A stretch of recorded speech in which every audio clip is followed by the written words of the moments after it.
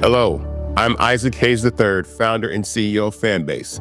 And right now, we're accepting investors in our $17 million round to revolutionize the future of social media. Today, for just $399, you can own 60 shares of stock in Fanbase at $665 a share. Go to startengine.com/fanbase and invest today. While the big platforms have grown too massive and disconnected from their users, Fanbase is building a platform where creators and users truly come first.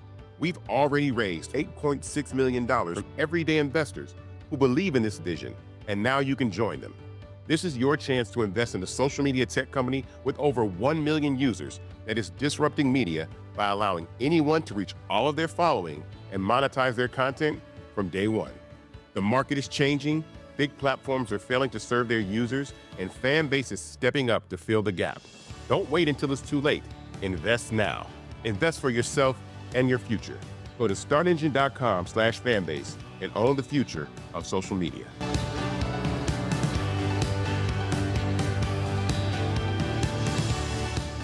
Folks, Black Star Network is here.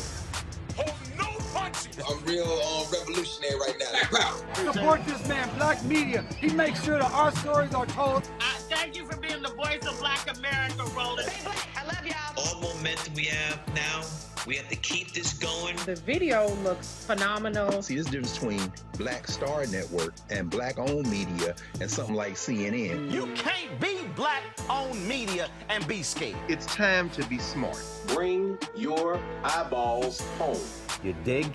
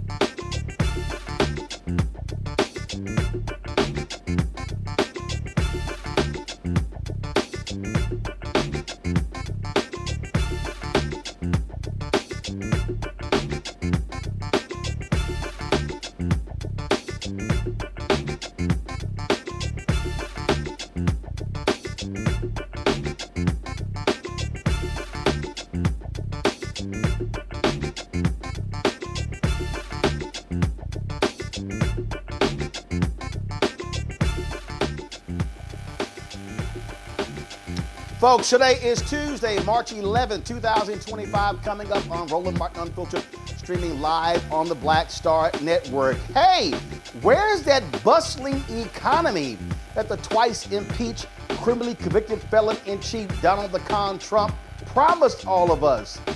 He is destroying the economy, leading us straight into recession. Stock market, another massive drop-off today.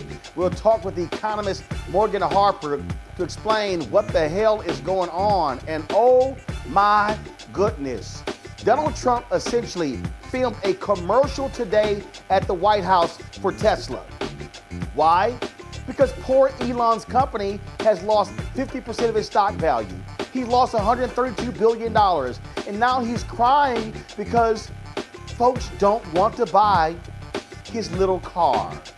Wait until we show you what the grifter-in-chief did today with his grifting co-president, Elon Musk. It is shameful and despicable. Speaking of shameful and despicable, MAGA Republicans want to cut the D.C. budget by $1 billion. We'll talk with the city council member who will explain how these cuts will impact the city. And Michigan Lieutenant Governor Garlin Gilchrist announces he is running for governor of the state. We'll show you his video. Plus, the third suspect allegedly involved in the off-campus Omega Psi Phi fraternity hazing death of 20-year-old Southern University student has been apprehended. Folks, it's a lot we want to talk about. It's time to bring the funk. I'm Roland Martin Unfiltered on the Black Star Network. Let's go. He's got it. Whatever the miss, he's on it. Whatever it is, he's got the scoop, the fact, the find. And when it breaks, he's right on time and it's rolling. Best believe he's knowing. Putting it down from sports to news to politics. With entertainment just for kicks, he's rolling. It's on go, roll, roll, y'all. It's rolling Martin, yeah. Rolling with rolling now. He's funk, he's fresh, he's real, the best, you know he's rolling Martin now.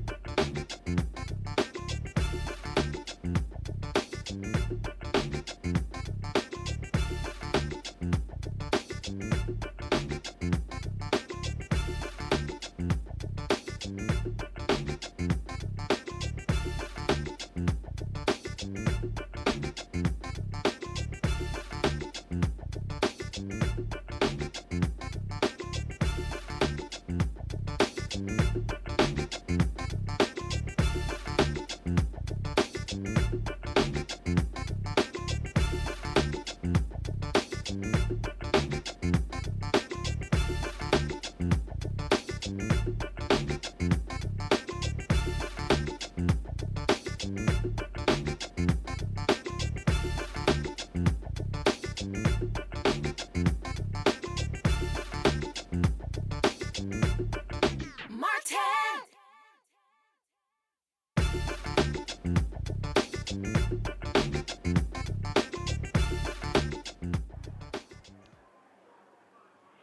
What the hell happened to the economy for the second time this week? Stock market tumbles in a huge, huge way.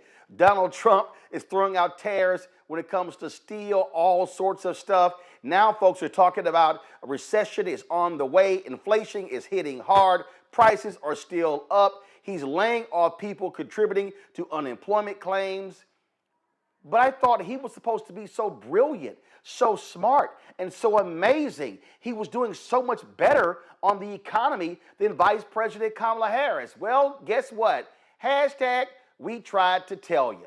And these idiots with the Trump administration, they say all of the pain that we're enduring is part of this so-called detox period to reset the economy. Literally, yesterday, Trump told reporters that a recession would be an unfortunate but necessary step to an all-out depression. Then you got House Speaker Mike Johnson standing by Trump insisting that this is really just a strategy.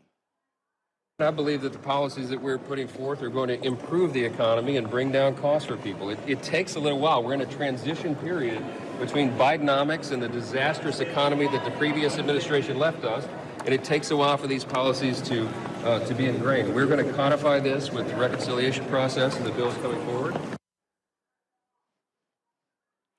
Well, Democratic House Leader Hakeem Jeffries says we're absolutely headed for a Republican recession. I thank the distinguished gentlelady for her tremendous leadership and for yielding. I don't really understand the fatal attraction reference, because if anyone is dealing with fatal attraction, it's between President Trump and House Republicans. As soon as he says jump, your only answer is how high. It doesn't matter whether you are hurting the American people. That's why House Republicans are marching the country on a track toward the largest Medicaid cut in American history. You hurt children, hurt families, hurt Americans with disabilities, hurt seniors, close nursing homes and close hospitals. When Donald Trump says jump, extreme MAGA Republicans say how high. That's the fatal attraction. That's hurting the people of the United States of America.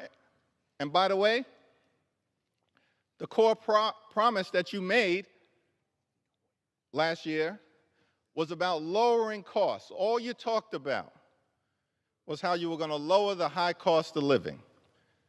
Democrats believe that America is too expensive. Housing costs are too high. Grocery costs are too high. Child care costs are too high.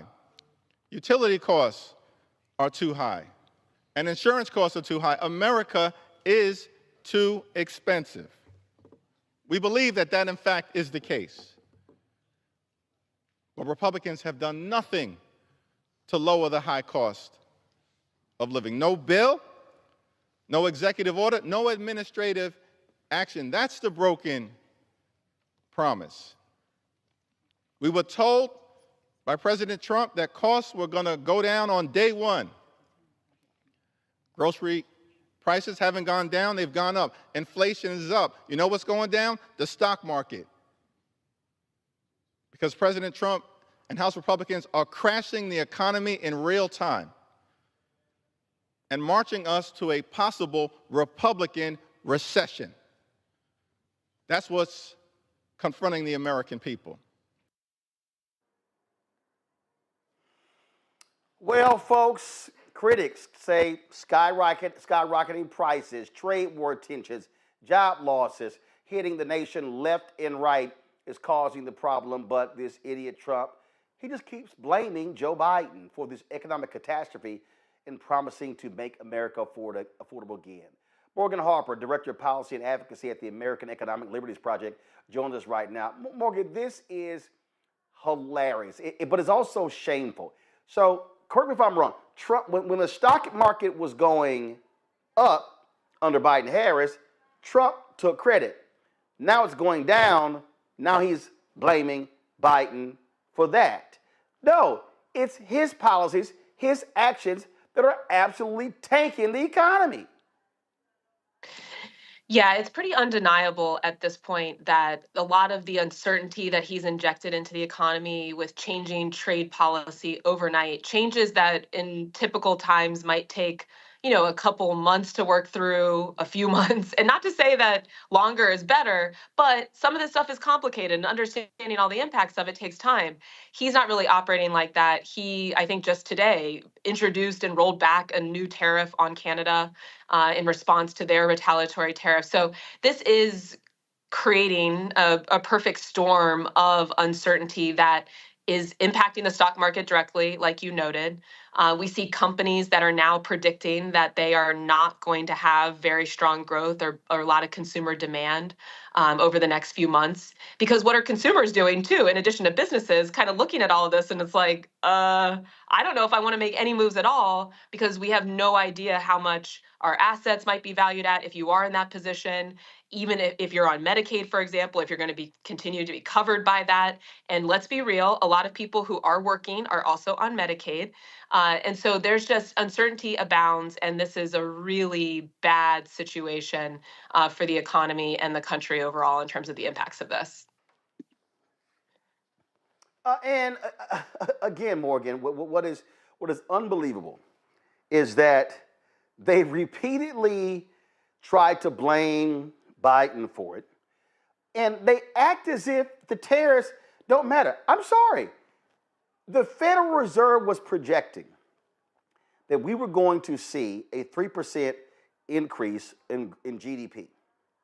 Because of Trump's actions, the massive cuts, what Doge is doing, the crazy actions of Elon Musk, these ridiculous tariffs, okay, and him trying to convince us. Like, it's unbelievable. We're going to play a clip for you of an Associated Press reporter asking White House Press Secretary, the idiot Carolyn Leavitt, about tariffs. And he literally is trying to convince us, no. Tariffs, they're going to pay. We're going to make billions, trillions off of tariffs. I mean, it is the dumbest thing. And these MAGA Republicans are falling in line knowing it's a lie. Go ahead. Thanks, Caroline. You're welcome. If we could just step back for a second. When President Trump last addressed the BRT when he was on the campaign trail, his big push was on tax cuts. He's going there today as he's proposing tax hikes in the form of tariffs. I'm curious why he's prioritizing that over the tax cuts. He's actually not implementing tax hikes. Tariffs are a tax hike on foreign countries that, again, have been ripping us off. Tariffs are a tax cut for the American people, and the president is a staunch advocate of tax cuts. As you know, he campaigned on no taxes on tips, no taxes on overtime, no taxes on Social Security benefits. He is committed to all three of those things, and he expects Congress to pass them later this year. I'm sorry, have you ever paid a tariff? Because I have. They don't get charged on foreign companies. They get charged on the importers. And ultimately, when we have fair and balanced trade, which the American people have not seen in decades, as I said at the beginning, revenues will stay here, wages will go up, and our country will be made wealthy again. And I think it's insulting that you are trying to test my knowledge of economics and the decisions that this president has made. I'm now regret giving a question to the Associated Press. Mary, go. Morgan, that's crazy. So, yeah, well, there's a lot to unpack here. I mean, like I've said a couple of times, Roland, tariffs are an important tool to make sure that we have balanced trade. Tariffs, when part of an overall economic policy strategy that includes things like domestic investment in industrial policy, in building up incentives for domestic manufacturing to have companies want to build things in the U.S., can be a very successful strategy. What we are seeing here is not that. It's very scattershot. It's changing all the time, like we talked about. And it is importantly not paired with any sort of industrial policy strategy. That is not even on the table. I mean, it appears it's not on the table because it conflicts politically with where this administration wants to be landing on an environment where they're really trying to advocate for more government spending. But regardless of what the motivation is, the reality is when not paired with any sort of industrial policy, it's a recipe for increasing prices. Now, that is not to say, though, that tariffs as a tool wholesale are bad. The other thing I would note is, this idea that we're going to somehow make back all of the revenue that might be lost due to an extension of the tax cuts through tariffs is not something that I think a lot of folks agree with. I mean, continuing the tax the tax cuts is going to lead to a big reduction in revenue. We have a lot of people, like we've talked about, that have unpredictable job situations right now. We have a lot of uncertainty in the economy. So somehow this idea that by putting these tariffs on companies, this is going to generate the revenue, even if, which is possible, that they do absorb some of the increase of the tariff costs themselves directly without passing on to the consumer. It's possible. It's just unlikely to be, a complete wholesale equivalent there with the tax cuts that are to come. So, this trade policy stuff can be kind of complicated. There's a lot to sort through, but the bottom line is chaotic trade policy is no recipe for bringing down costs for Americans or supporting American manufacturing and workers. There is a way to do that, but this is not it.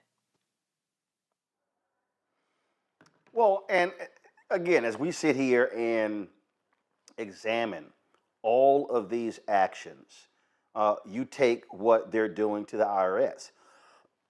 Republicans were opposed to the hiring of additional IRS agents to target wealthy individuals. And so Elon Musk and Doge, they are firing many of those auditors. Guess what? That's going to lead to less revenue. And again, these idiots keep saying they want to put money in the pockets of Americans. Well, when you want to obliterate the Consumer Financial Protection Bureau, guess what that means? Oh, you're taking money out of the pockets of regular, ordinary people and just handing it over to corporations who are simply going to just do more stock buybacks. When Donald Trump and the Republicans pushed through this tax cut 4 years ago, he was like, oh no, these companies are going to be using that money for wages. The companies are like, no, we're not. They made it clear they were going to be using it for stock buybacks. It added $8 trillion to the deficit. So I don't know where any of these people went to school. This ain't even trigonometry. This ain't geometry. It ain't algebra. It's just basic ass math. Yeah, and I'm glad you mentioned the CFPB, because that's a great example again of what, even if you were trying to, believe in, oh, we should be doing these things through Congress and not rulemaking. Let's take, for example, like the CFPB rule to limit overdraft fees. This is a fee that often gets slapped on consumers when they they try to withdraw more money than their bank account has available. Banks, financial institutions have made a lot of money off of those fees over the years, and this past CFPB under the Biden administration did implement a rule to limit just how much those fees could be. There's a loophole in the law. And the congressional Republicans have now introduced what's called a CRA, Congressional Review Act, to roll back that law, or roll back that rule, I should say. They're not introducing any sort of companion bill that would make that policy final and permanent if you believe in, oh, this should just be the authority of Congress. They're just taking away the rule that provided some protection to consumers. That's another thing that could raise prices. Another example out of the CFPB, there's a lot of examples, unfortunately, preventing the CFPB from being able to prosecute payments companies, online payments companies. They might be engaging in fraudulent activity and losing consumers' money. Similarly, trying to roll that back in Congress. Every congressional Republican, except for one, so far it's only been on the Senate side, except for one, voted for that. And there's no plan for covering that market. So there's a lot of vulnerabilities that are being created through this policymaking. Again, if there was sincerity in trying to actually solve problems, then we would be seeing some bills introduced, but that has not been happening. And it's very concerning. And so where we go from here is pretty unpredictable, but there are a lot of signs that are pointing to a bad economic situation or further weakening in the economy and a bad economic situation for a broader swath of Americans. Don't you also find it just utterly ridiculous, Morgan, where Trump now all of a sudden, how they're now saying, well, no, I think we have to, go through this pain. We must, because we need to do this reset. There was just too much government spending, and so this reset is necessary. What the hell are they talking about? Well, look, again, there's a way to go about making the government more efficient. And I've been a government employee. A lot of folks who have worked in government, I think that we could all put our heads together and think about some ways to make things more efficient. P.S., probably a lot of people who have worked at large corporations could say the same thing, but that's a whole other conversation. this isn't about doing the thing that's most efficient. It's been a lot of scattershot and fast-moving decisions that are just stripping away the ability for the government to really do its job to protect a lot of Americans and enforce the law, like the IRS, for example, that you mentioned. Again, going back to CFPB, they've withdrawn cases that were going after companies that were breaking the law, taking consumers' money. And so this does seem more of an ideological exercise, but I will say, and a political exercise, but I will say, I mean, there are real problems to solve. There is a need to take a hard look at the American economy and think through, what does it look like when so many people in our country are vulnerable to just missing one paycheck? What does it look like? You know, we talk about the stock market as an indicator, that there's a lot of people that don't even have the ability to dream of investing in the stock market because they have no extra money to be able to look at that. So these are real problems. They are problems that we need to solve.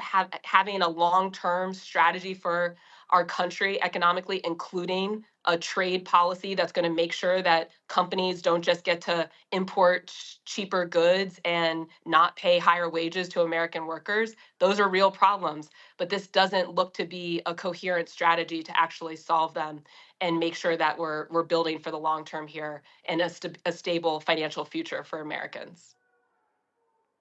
Yeah, because this strategy we're talking about here is, let's just invest billions of U.S. money into crypto. Let's just sit here and keep whacking away, and let's just stop the lawsuits against companies in the Department of Justice, at the SEC, at the CFPB. You had one Chinese national who just, let me just go ahead and buy, a bunch of, millions or billions in the Trump coin, and guess what? This case magically goes away. What we are seeing is major corporations. There was even one report that companies are paying $5 million for sit-down meetings with Trump and Mar-a-Lago. These people are grifters. They are literally trying to just steal from the government and screw everybody else. And you've got these workers, you got veterans. It's going to be a big protest happening on Friday. And to your point, how it's just willy-nilly. I mean, they fire people at the National Weather Service, and now they're trying to hire them back. They fire workers with the Centers for Disease Control, now they're trying to hire them back. And so it's just nonsensical. And so they are creating the chaos that we are now seeing in the markets. And you've got companies like, what the hell? We can't do any sort of quarterly or yearly or planning for every 2 years with the kind of just nutcase economic policy we're seeing coming out of the White House. Yeah, absolutely. I mean, how could you possibly predict how you're going to spend or build your company if you don't even understand the legal framework that you're operating in, or whether laws will be enforced? And, to our earlier point, I mean, that's the larger risk, not just for companies, but for all of us that are living in the U.S. right now and across the globe who are watching this. So, I mean, I think the important point, though, too, to make here, Roland, is, we're going to spend a lot of time, I imagine, over the next few months critiquing what's happening right now in this administration, some of the corrupt action that's happening. But we also, those of us who know that government does have a role in this country in supporting things like strong manufacturing and supporting people being able to lead stable lives and access healthcare and be able to have families and support them, that we need to be presenting a plan for what that looks like and making the case for why government is important, because there's clearly a lot of people in our country that don't have a strong understanding of that. And until we solve for that problem, then I do think we're going to continue to be at risk for these types of moves that are, again, not about actually helping anybody, but it seems to be enriching a lot of the folks that are attached to this administration. Indeed, indeed. Morgan Harper, we surely appreciate it. Thanks a lot for joining us. Thanks for having me.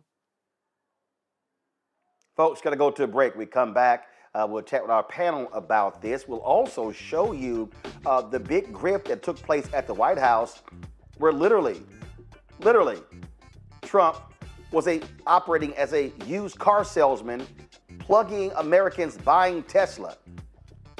So I guess screw GM, screw Ford, screw the other American automakers.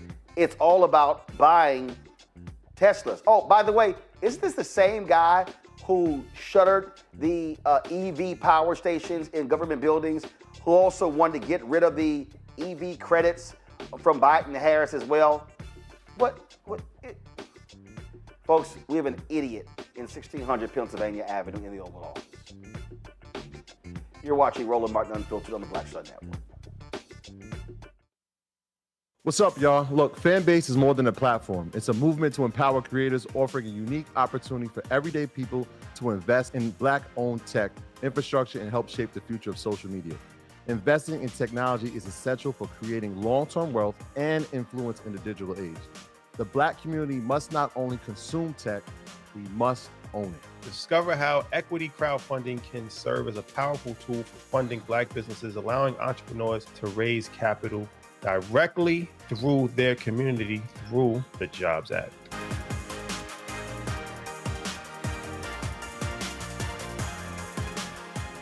We begin tonight with the people who are really running the country right now. Now, Trump is often wrong and misleading about a lot of things, but especially about history. Donald Trump falling in line with President Elon Musk. In the wake of the unsettling news that MSNBC has canceled Joy Ann Reid's primetime show, The Readout, Roland Martin and the Black Star Network would like to extend an invitation to all of the fans of Joy Ann Reid's MSNBC show to join us every night to watch Roland Martin Unfiltered, streaming on the Black Star Network for news, discussion of the issues that matter to you, and the latest updates on the twice impeached, criminally convicted felon-in-chief Donald Trump and his unprecedented assault on democracy, as well as co-president Elon Musk's takeover of the federal government. The Black Star Network stands with Joy Ann Reid and all folks who understand the power of Black voices in media. We must come together and never forget that information is power. Be sure to watch Roland Martin Unfiltered weeknights, 6 p.m. Eastern at youtube.com/Roland S. Martin or download the Black Star Network app.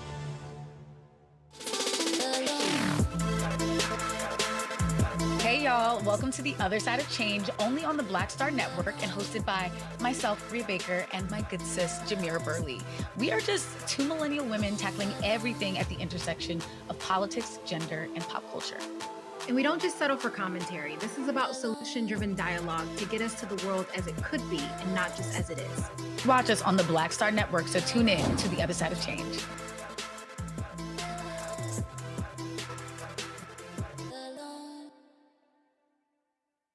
Hey, it's John Murray, the executive producer of the new Sherry Shepherd Talk Show. And you're watching Roland Martin Unfiltered.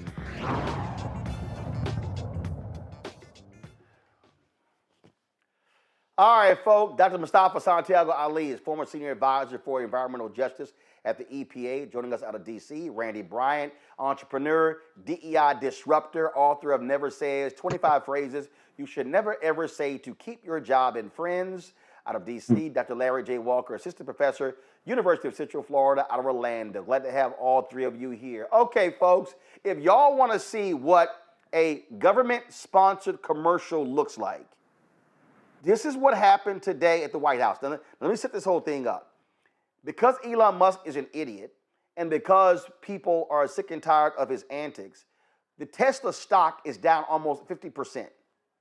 He's lost $132 billion from his net worth as a result. Now he's moaning and whining and crying. Now, before I get to that, this was Elon last night in an interview with Larry Kudlow on Fox Business. This is wonderful for labs. Watch this.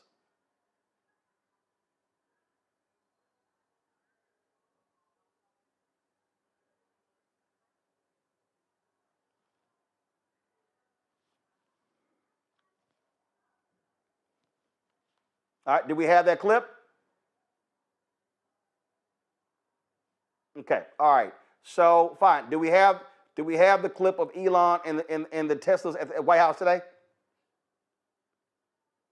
All right, roll that one. Hello, President Trump. Are you looking to buy or lease today? Well, I'm going to buy, and I'm going to buy because, number one, it's a great product, as good as it gets, and number two, because this man has devoted his energy and his life to doing this. I think he's been treated very unfairly by a very small group of people. And I just want people to know that you can't be penalized for being a patriot. and he's a great patriot. And he's also done an incredible job with Tesla. And I mean, nobody else has a car company started up in the last 30 years that's been successful. I don't think so.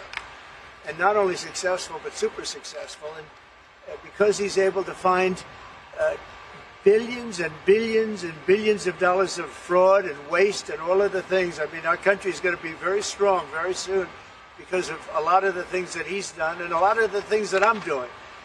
And there's no better team, but there's no better for what we're doing. There's nobody like this, and he shouldn't be penalized. And when I watched the other day, I said, I can't believe it. It should be the opposite. People should be going wild, and they love the product, but because he's finding all sorts of terrible things that have taken place against our country, they want to penalize him in an economic sense. And I just think that's very unfair. So I just wanted to make a statement. I'm going to buy one. Now, here's the bad news. I'm not allowed to drive because I haven't driven a car in a long time, and I love to drive cars. But I'm going to have it at the White House, and I'm going to let my staff use it. I'm going to let people at the place use it.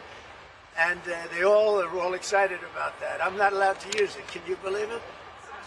One of my great things in life is that I can, I like to drive cars, but I'm not allowed to.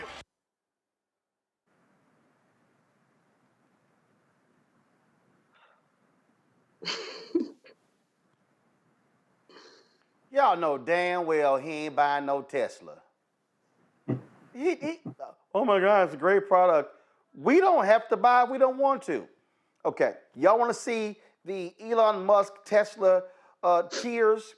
This is from Fox Business in an interview with Larry Kudlow, who previously was one of Trump's economic advisors the first time. This is a joke.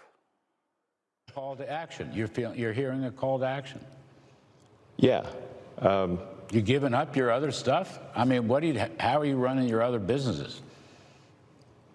With great difficulty.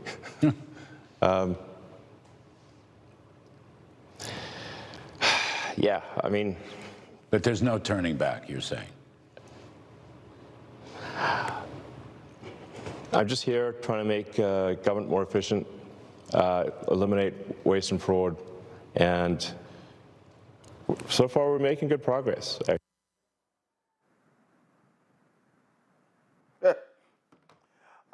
I'm sorry. Are we supposed to feel sorry for him, Mustafa? And here's the other deal. Okay, environmentalists loved the product because it's an electric vehicle. So you're Elon Musk, and you chose to align yourself with somebody who previously was on the record hating electric vehicles, who loves fossil fuel. So you're Elon, you piss on your customer base. That's a good bet. You're gonna have a problem. Yeah, I have to laugh because, I know this stuff inside out.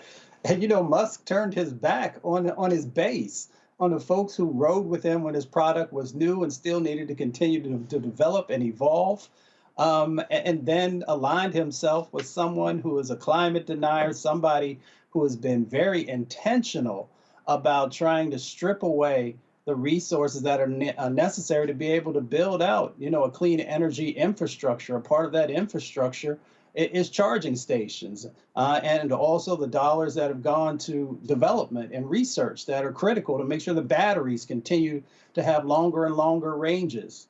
Trump also has put climate deniers in his administration. He's stripped away science. He's done all these things that, make no sense if you now say that you want to be supportive of Elon Musk and his electric vehicles. The other part, too, is the unfairness, right?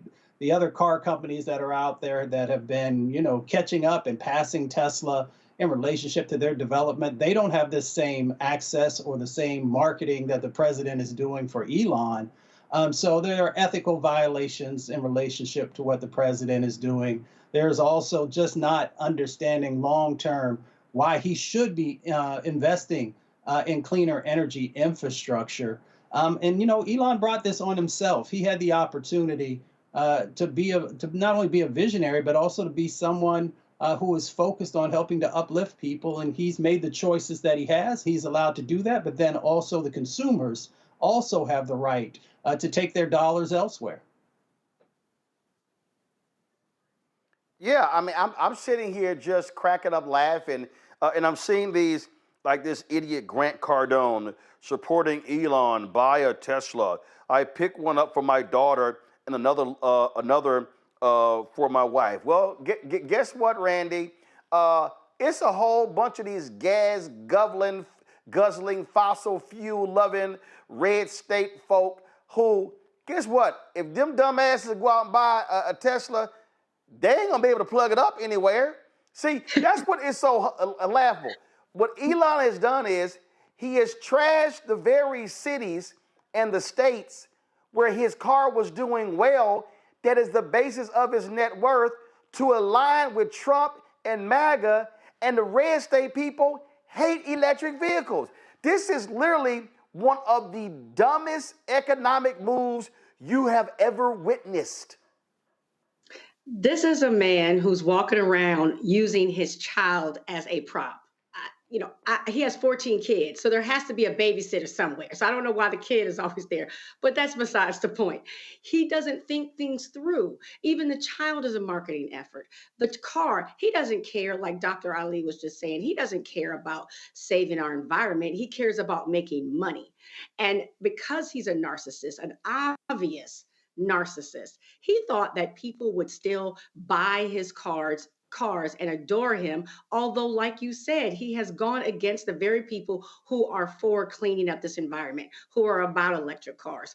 His base, their base, the MAGA people are not about saving the environment. And just like you said, I could tell you, I was just deep down south, there are not electric ports everywhere for them to be charging these cars.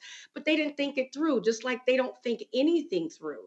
But their narcissistic bravado just makes them think that they can make moves and there are not going to be repercussions, and there certainly aren't going to be repercussions on them. But their bromance, I mean, I am so disgusted watching them just fawn all over each other and scratch each other's backs. They are not working for the government. They're not working for the people. They are working for each other and their cronies to make as much money as they can in this time. Larry, how despicable is it to watch an occupant of the Oval Office literally film a commercial for Elon Musk? Because, oh my God, he's losing sales and people are sorry. Hey, I thought these people loved choice. I thought they loved talking, they love cancel culture. Well, guess what?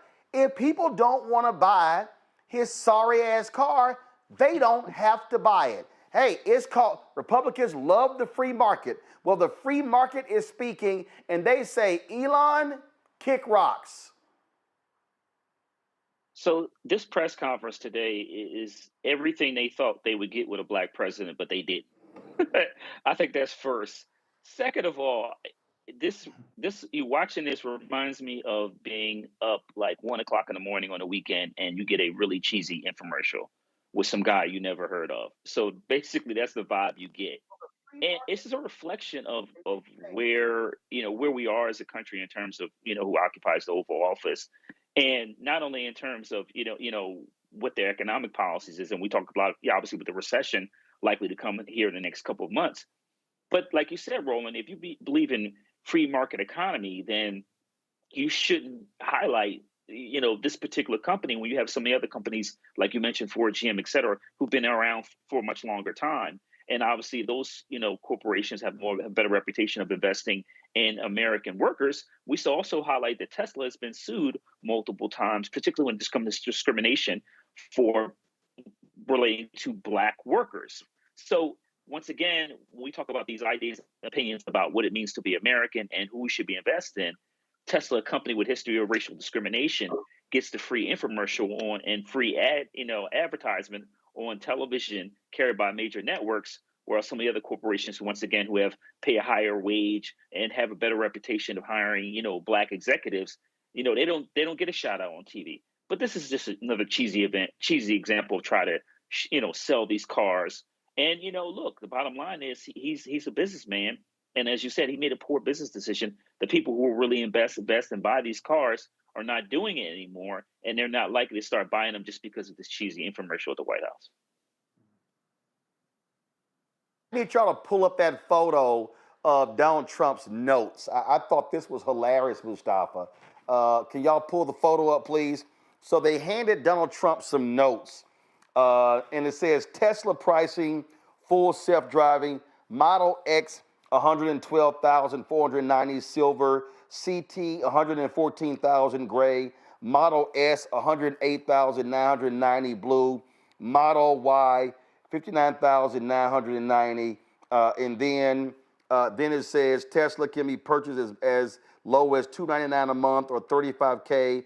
All cars have self-driving, just needs to be turned on for a fee. Yeah, I'm sure MAGA is sitting here like, yeah, I'm gonna buy a $114,000 car, or I'm gonna buy that ugly ass cyber truck. This is a joke. And guess what, Mustafa?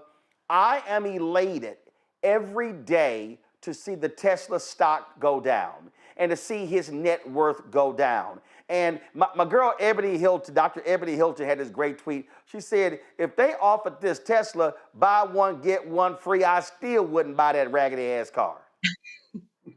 Well, there's a whole lot of folks, both in this country and outside this country, who agree with that statement right now. There are positives and negatives for our actions. And, Elon has decided to hitch his wagon to, Trump. And when you do that, it's a very volatile market, just like we saw in the stock market. So you now have other countries that are speaking out against his products and saying, that the vast majority of our citizens are not going to purchase it, and actually putting some blocks in place with that. But then when you come back home, I think Randy really hit it on the head. I'm all over the place, and there's lack of infrastructure. So why would I make the investment if your charging stations are not going to be in the locations that I need? Now, let's be honest, the Biden administration actually made significant investments to build out the charging networks across our country. But when, Trump came in, he decided to rescind and to move away from that and to snatch resources that were so critical. It just doesn't, people will have to make the best decision for themselves. If they want to support companies and the individuals who own those companies who are doing oppressive actions, who are taking away jobs from hardworking Americans, and therefore those hardworking Americans could never afford a $100,000 car because they're trying to put food on the table and keep the lights on and pay the rent. So as my grandmother says, when you know better, do better. Elon Musk really should start doing better if he wants to find some possible way of reclaiming his humanity and finding people who might be interested in any of his products, because it's not just Tesla, but I know we're focusing on that. And the reason this is laughable, Donald Trump's General Services Administration, they disconnected charging stations. They're looking to offload the government's new fleet of electrical vehicles. And he also is pausing the $3 billion that was marked for electric vehicles. Again, stupid is as stupid does. All right, got to go to a break. We come back. We got to talk about, of course, how Republicans are trying to gut the D.C. budget. They also want to gut Social Security. And also, folks, some absolutely sad news. He just made the cover of Forbes as America's new billionaire. Former NBA star and restaurant owner Junior Bridgeman has passed away. We will give you the details of what happened after he suffered a heart attack today at an event in Louisville. Folks, so we'll have that for you later in the show. Folks, don't forget to support the work that we do. Joining our Bring the Funk fan club, your dollars are critical for our ability to be able to grow and add new shows and new elements. And so if you want to give via Cash App, please use the Stripe QR code. You see it right here on the screen, the Stripe QR code. If you're listening, go to the blackstarnetwork.com for the QR code. Send your check and money order, P.O. Box 57196, Washington, D.C., 20037-0196. PayPal, R. Martin Unfiltered, Venmo, RM Unfiltered, Zelle, Roland at RolandSMartin.com, Roland at RolandMartinUnfiltered.com. We'll be right back. Hello, I'm Isaac Hayes III, founder and CEO of Fanbase. And right now, we're accepting investors in our $17 million round to revolutionize the future of social media. Today, for just $399, you can own 60 shares of stock in Fanbase at $665 a share. Go to startengine.com/fanbase and invest today. While the big platforms have grown too massive and disconnected from their users, Fanbase is building a platform where creators and users truly come first. We've already raised $8.6 million from everyday investors who believe in this vision, and now you can join them. This is your chance to invest in a social media tech company with over 1 million users that is disrupting media by allowing anyone to reach all of their following and monetize their content from day one. The market is changing, big platforms are failing to serve their users, and Fanbase is stepping up to fill the gap. Don't wait until it's too late. Invest now. Invest for yourself and your future. Go to startengine.com/fanbase and own the future of social media.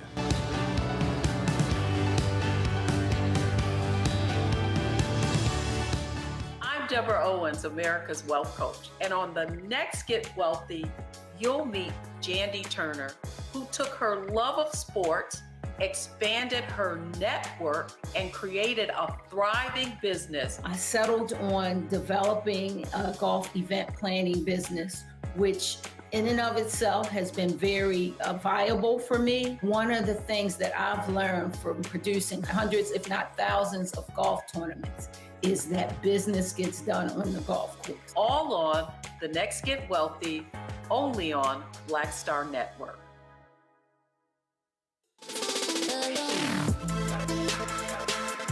Hey y'all, welcome to The Other Side of Change, only on the Black Star Network and hosted by myself, Rhea Baker, and my good sis, Jamira Burley. We are just two millennial women tackling everything at the intersection of politics, gender, and pop culture.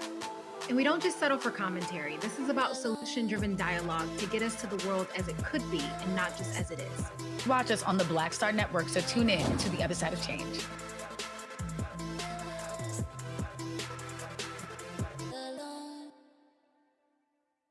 How you doing? My name is Mark Curry, and you're watching Roland Martin, unfiltered, deep into it, like pasteurized milk without the 2%. We getting deep.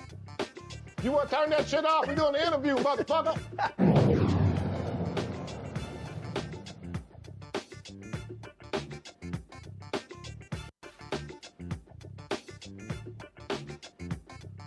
Hold on.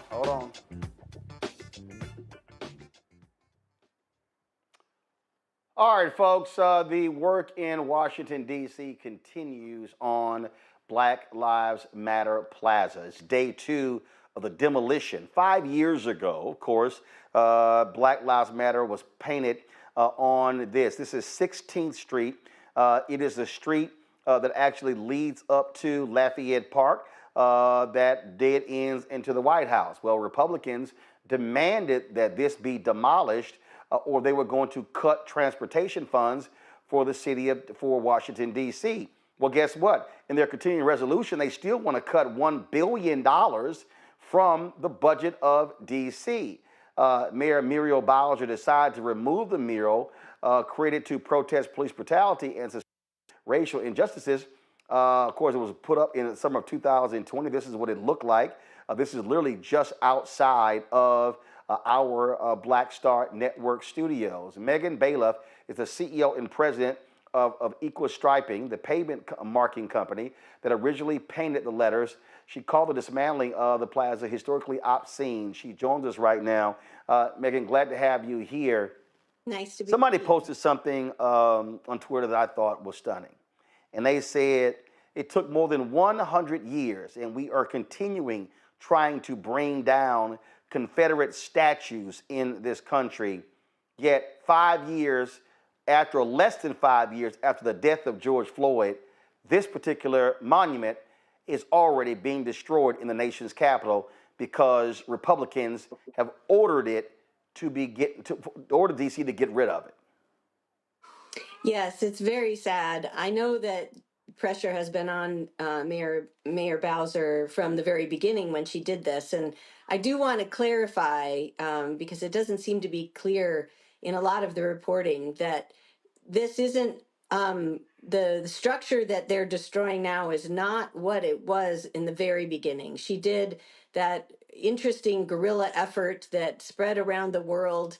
But what they then proceeded to do was put in a permanent, and I agree with you, monument that I thought was the newest monument in DC, and one that my company was very proud of being involved in. I think if you could see behind me, that's the framed plans of our work that we did on that spectacular thing. And it is really sad to see it be taken away in just a blink of an eye.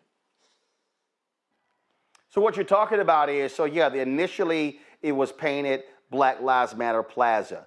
But what ended up and then there were lots of events, there were protests, all sorts of things. But the problem is businesses along the street were complaining because they were like, hey, how long is this street going to be blocked off? I mean, essentially the 2 blocks from 16th and K all the way to Lafayette Park were blocked. And so what they then did was, if y'all could freeze the video, you see right there those black pipes or whatever you want to call them. So what they eventually put those in the street that allowed for traffic to then be able to go in both directions on 16th Street. And so then what happened was, so if you see right there, you see right there where the B and the L is. It was more involved than that. These actually are 11,000 square feet of cement letters that they put in. They built an entire structure in the street that included that central path, protected path area, and it was quite impressive. And my company spent the last 3 years refurbishing it and making it prepared. We were excited about what it meant as a gathering place for what will be happening in the city next year, or may not be happening. If Trump gets his way, we may not be able to have the kinds of gatherings that we had there from its outset. And the point there, what I was saying on where the B and the L is, that's actually where three different years we hosted our show on the anniversary of the death of George Floyd, with his and when his family was in town with Attorney Ben Crump, they actually came down. You see right there, that was one of the years where we actually broadcast from that spot. Yes, and that kind of gathering place, the impact that it had on my crew, being able to have a hand in putting that in, the thought that they had that this was going to be a generational opportunity for their family, for them to share with their friends and family about their impact in creating this space that reminded the country of the importance of that Black lives play in the whole development of our country. Well, it is quite unfortunate. And again, the only reason it is being destroyed is because Republicans demanded it, and they told the mayor to rename it Black Lives Matter Plaza. They wanted it renamed Liberty Plaza. That is what they're saying. I actually spoke to the mayor's office this morning. They called me to clarify something that hasn't been clarified publicly by them, I don't think, prior to this, to say that she actually has not agreed for that name change, that even though that's in the legislation, that isn't something that they are resisting that particular change to this. They are going to take down the. Well, I can tell you right now. Yeah, I can tell you right now, for me, I don't call DCA Reagan Airport. I call it by its letters, DCA. And ain't no way in hell I'm going to ever call that Liberty Plaza. No way. No way. I agree with you 100%. When I first was reading the headline, when I first walked down there to see our work disappearing, and I read the headline that it was a reconstruction of the Black Lives Matter Plaza, and the headline that I read said, turning it into Liberty Plaza, I thought, boy, all those words together. It was just in the press. I don't know the source of it. I do know that the legislation calls for that renaming, but it's all just heartbreaking. Indeed. Well, Please give your best to your employees.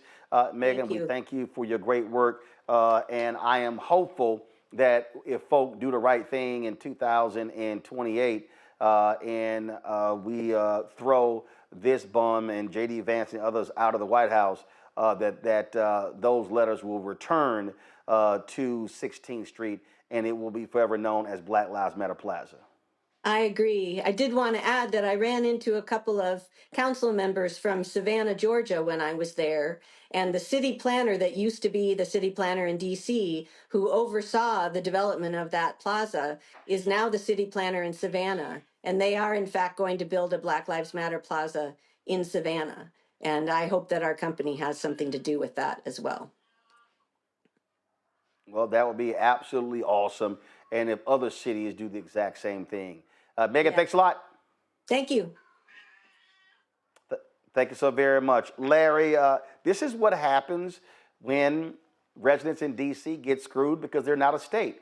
Where Republicans, whoever controls Congress, controls the budget of Washington, D.C., and they get treated like a yo-yo depending on who's in the White House or who controls Congress. Yeah, and Mustafa and I both worked on the Hill. We've seen this numerous times in terms of, like you said, yo-yo back and forth, depending if it's a Democratic or Republican administration. Obviously, the DC appropriations, the government, a government oversight committee, et cetera, that has, oversight over what happens in logistics and funding in DC. But Roland, this, people describe these efforts as kind of anti-DEI as an umbrella. My argument is these are really pro-Jim Crow efforts, and we should really, in terms of how we communicate it, describe it as that, because they were trying to reverse every single, accomplishment, recognition of the struggle, the successes of Black folks in America.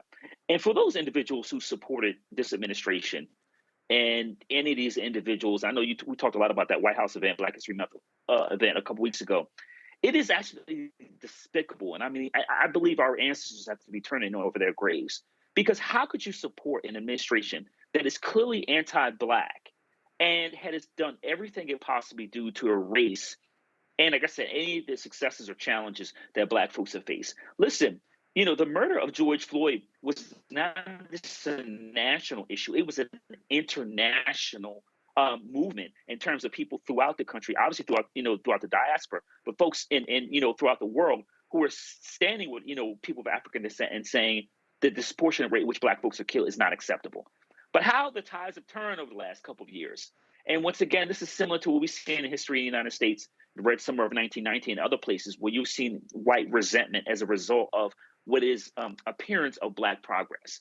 But we have to continue to stay steadfast against this, Roland. This is unacceptable. And once again, this is another attempt of erasure in terms of Black folks in America.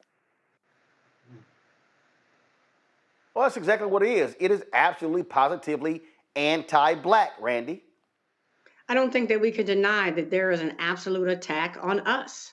And even things like, this monument, which we've seen it as, they want to wipe it out.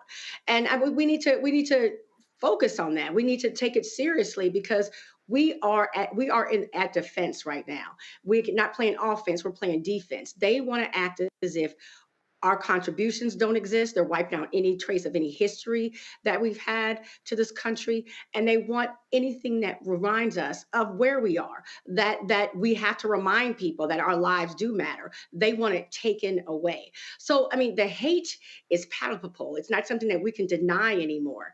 And I think it's good that we have this warning, though. I think that it is a call for us to unite, that we don't have time to play around. We don't have time to be against one another. We need to rely on media sources like yours, because this is all we've got. I just think it's just very, very clear. As I'm in DC with you, and I've seen the destruction of this happening. It to me symbolizes kind of, if people weren't getting it before, now they have a visual representation of what's happening. People are very clear about how they feel about us. And we need to act in kind, and not act in the way they necessarily want us to, because I do believe that they want us to get out in these streets and protest, and so he can enact martial law. I really do believe believe that that is what's going on. But I believe that we need to react by planning and becoming stronger and unifying as a people. Well, but here's the deal, though. Folk have to, we talk about stay woke. They got to, frankly, wake the hell up, Mustafa. This is what happens when you sit at home. This is what happens when you don't vote. This is what happens when you whine and complain, oh, Democrats aren't doing this, aren't doing that. Well, we know damn well what Democrats, in this case, were doing and Republicans want to have done. And so I hope all of these people who were just sitting here, just running their mouths and trashing Vice President Kamala Harris now realize there is a real difference between a Harris administration and a Trump-Musk administration. Yeah, all that is facts. And hopefully folks are waking up. You know, it's amazing how we wake up and then we are lulled back to sleep.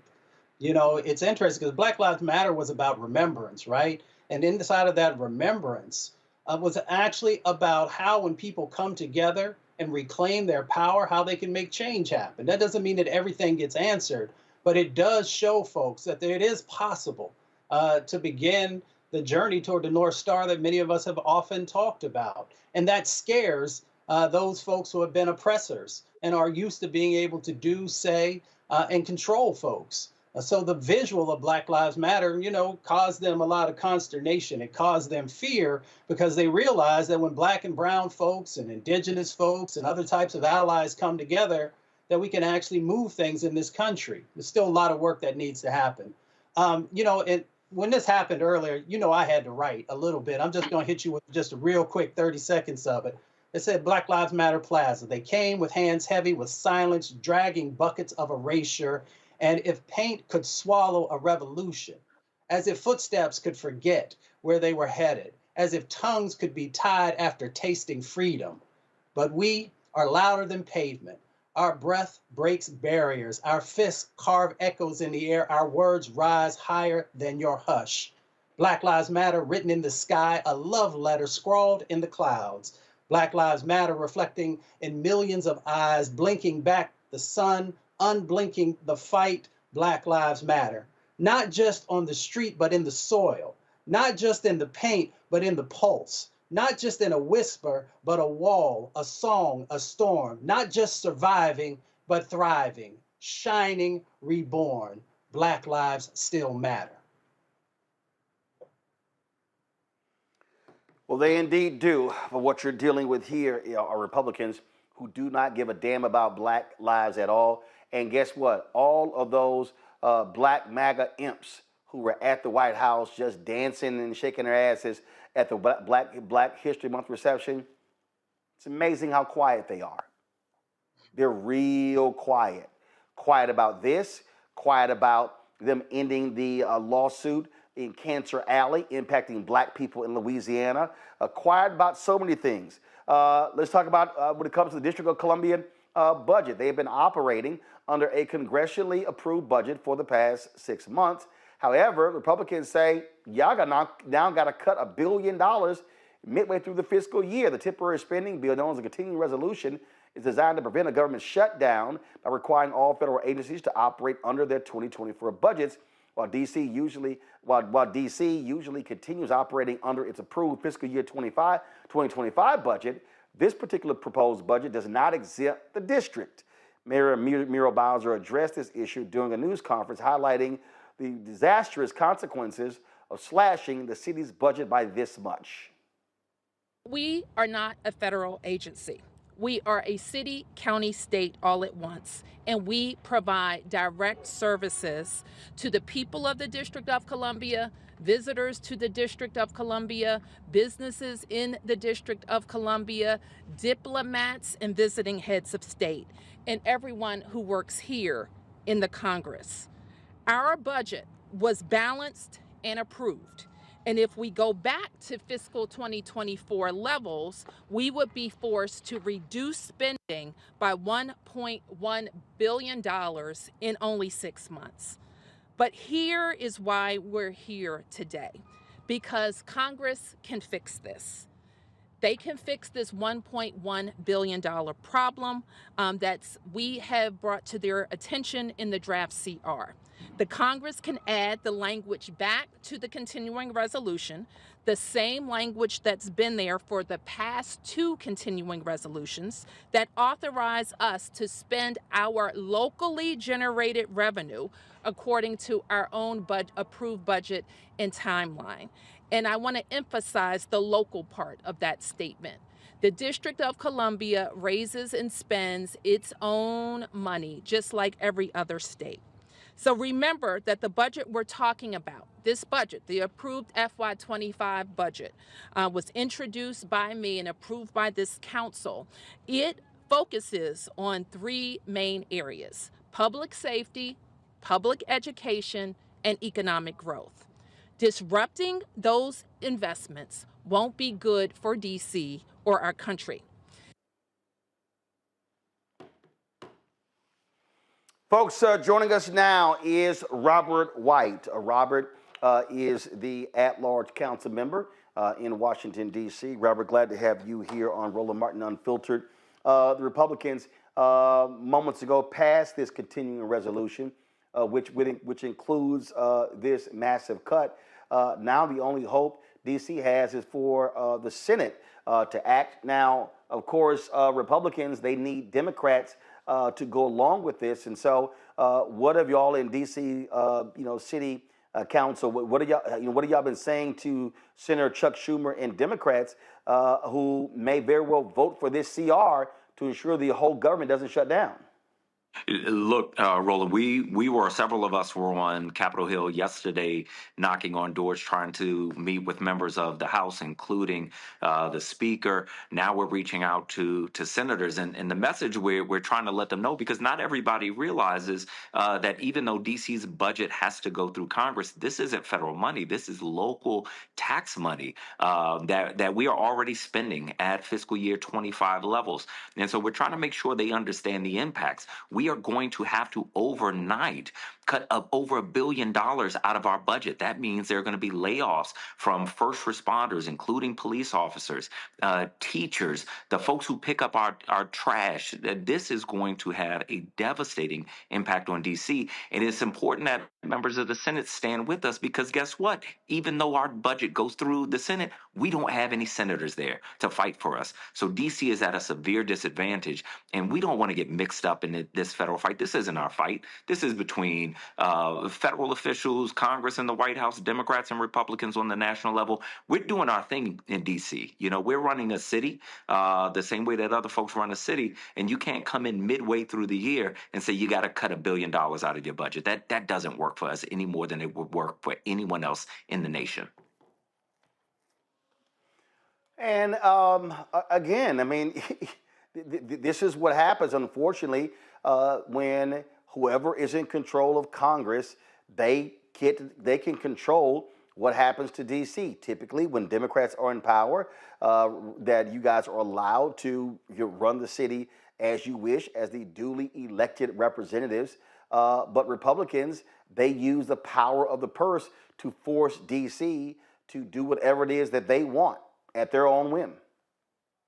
That's exactly right. But what's important here for Republicans, especially to understand, is that in Republican administrations and Democratic administrations, in Republican Congresses and Democratic Congresses for the past 2 decades, D.C. has been held harmless in these federal budget fights. They've included language to allow us to keep spending in our current fiscal year, since it is D.C. local money. The other thing that's really important for the nation to understand, for the Senate to understand, is that because this is local D.C. money, this doesn't do anything to the federal budget. You can't reappropriate this for any federal program. So this does nothing for them on the federal side. All it does is hurt D.C. And the money is still going to come in because they're not cutting taxes, but it'll be locked in a bank account where we have to make cuts to vital city services for no benefit to the nation, no benefit to the federal government, just chaos in D.C. for absolutely no reason. That doesn't make any sense. So when y'all made that point, what do Republicans say? Most of them, Roland, I'll tell you, didn't seem to know that that was the case, that this language had been omitted, or that it would have this type of impact on D.C. And so the CR that the Republicans passed, the House treats D.C. like an agency, even though we are not an agency. We operate like a state. And folks seem real surprised on the Republican side about how it would impact D.C. Obviously, we still couldn't get them to stand with us, but we are hoping that the Senate will stand with us. And this is the time where D.C. residents and folks who care about democracy and equality have to show up. We're going to be in the Senate tomorrow ahead of the vote, talking to them, and we need D.C. residents there. We need folks around the nation calling senators, telling them you can't treat D.C. like this. Just include the same language that's been in the CRs for the past 20 years. Questions from my panel. Mustafa, you first. Yeah, well, Councilman, it's good to see you. You know, we've got all of our brothers and sisters and allies who are here inside of the district who, of course, are going to make sure their voices are heard. What would you like to see folks across the country do to be in solidarity with the actions that you and others will be taking? Mustafa, I appreciate that question. We need allies. Like anybody else in the struggle, we need allies. So folks across the nation, call your senator. Tell them you heard about what's happening to the District of Columbia. You don't want to see any of your fellow country members treated like this and getting tied up in this national fight. So urge them to vote no on the continuing resolution. Don't include D.C. in this federal nonsense.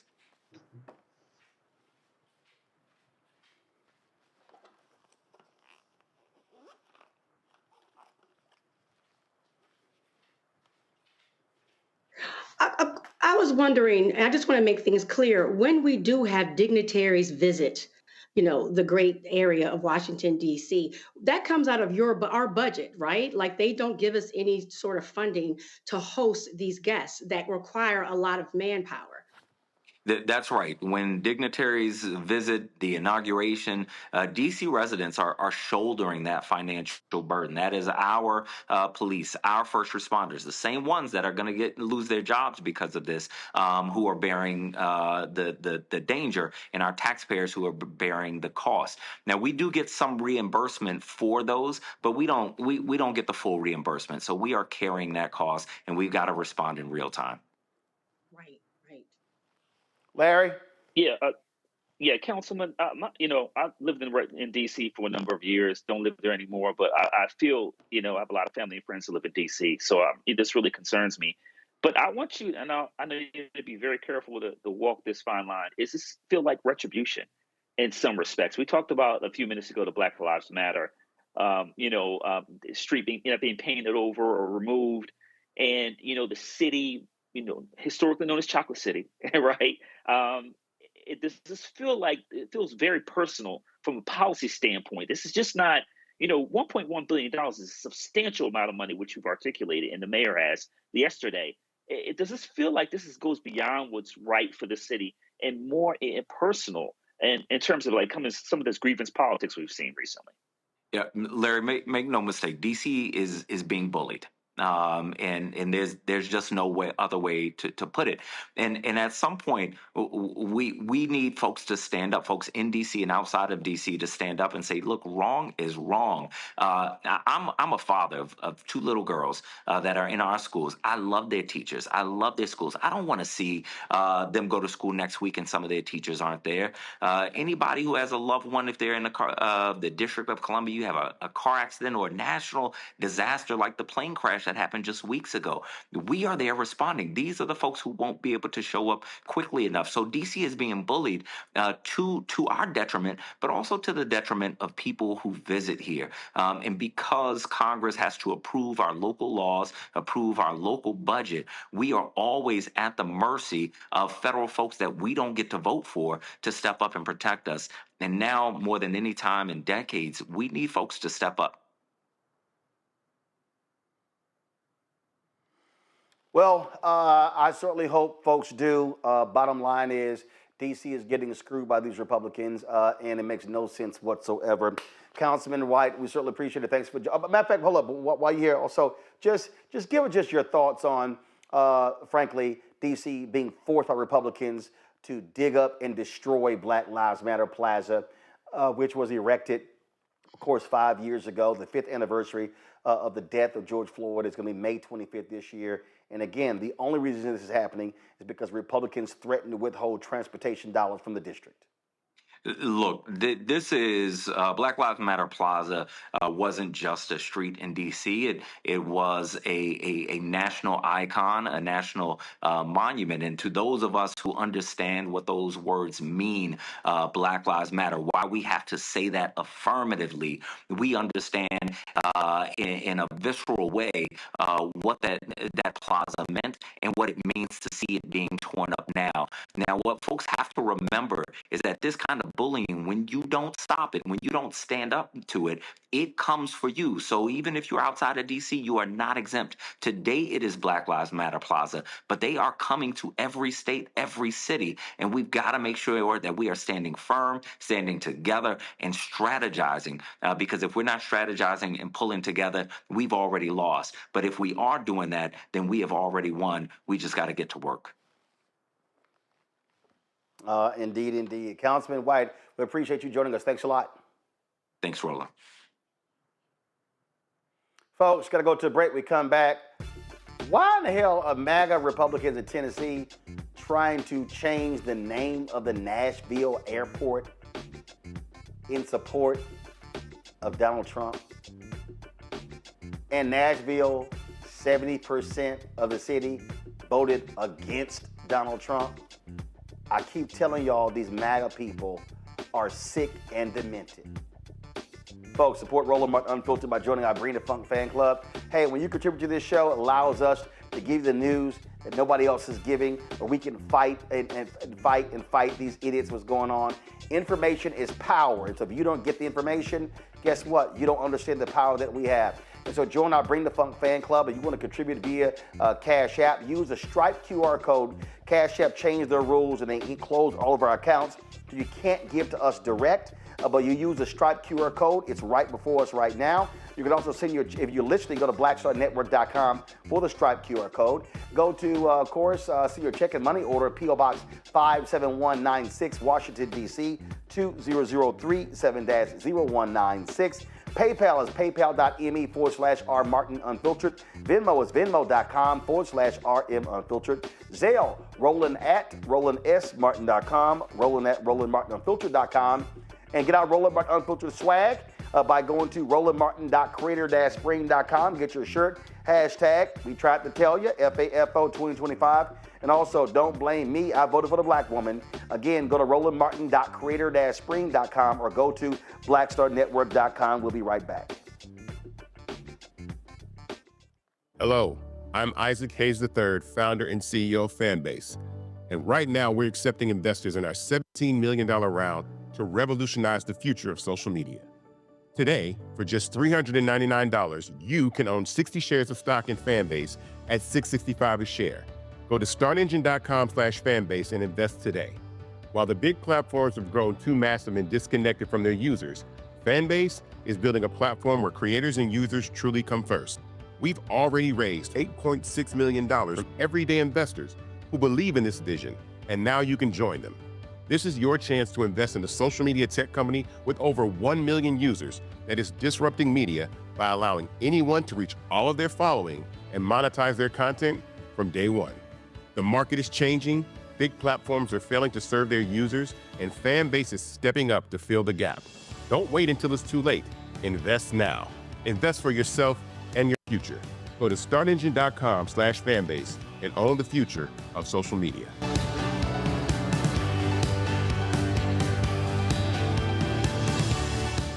We begin tonight with the people who are really running the country right now. Now, Trump is often wrong and misleading about a lot of things, but especially about history. Donald Trump falling in line with President Elon Musk. In the wake of the unsettling news that MSNBC has canceled Joy Ann Reid's primetime show, The Readout, Roland Martin and the Black Star Network would like to extend an invitation to all of the fans of Joy Ann Reid's MSNBC show to join us every night to watch Roland Martin Unfiltered.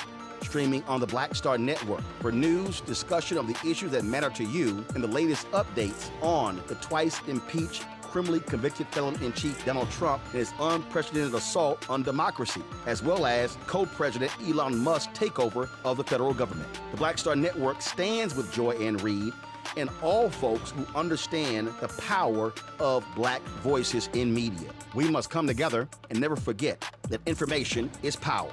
Be sure to watch Roland Martin Unfiltered weeknights, 6 p.m. Eastern at youtube.com/Roland S. Martin or download the Black Star Network app.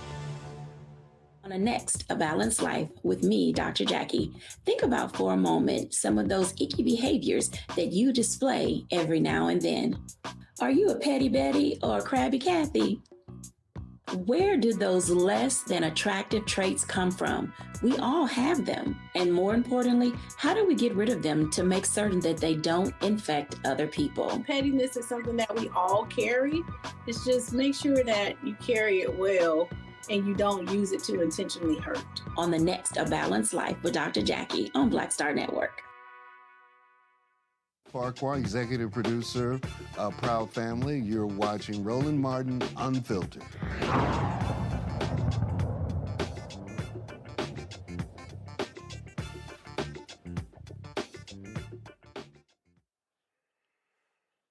Folks, some of the craziest Trump MAGA people are in Tennessee.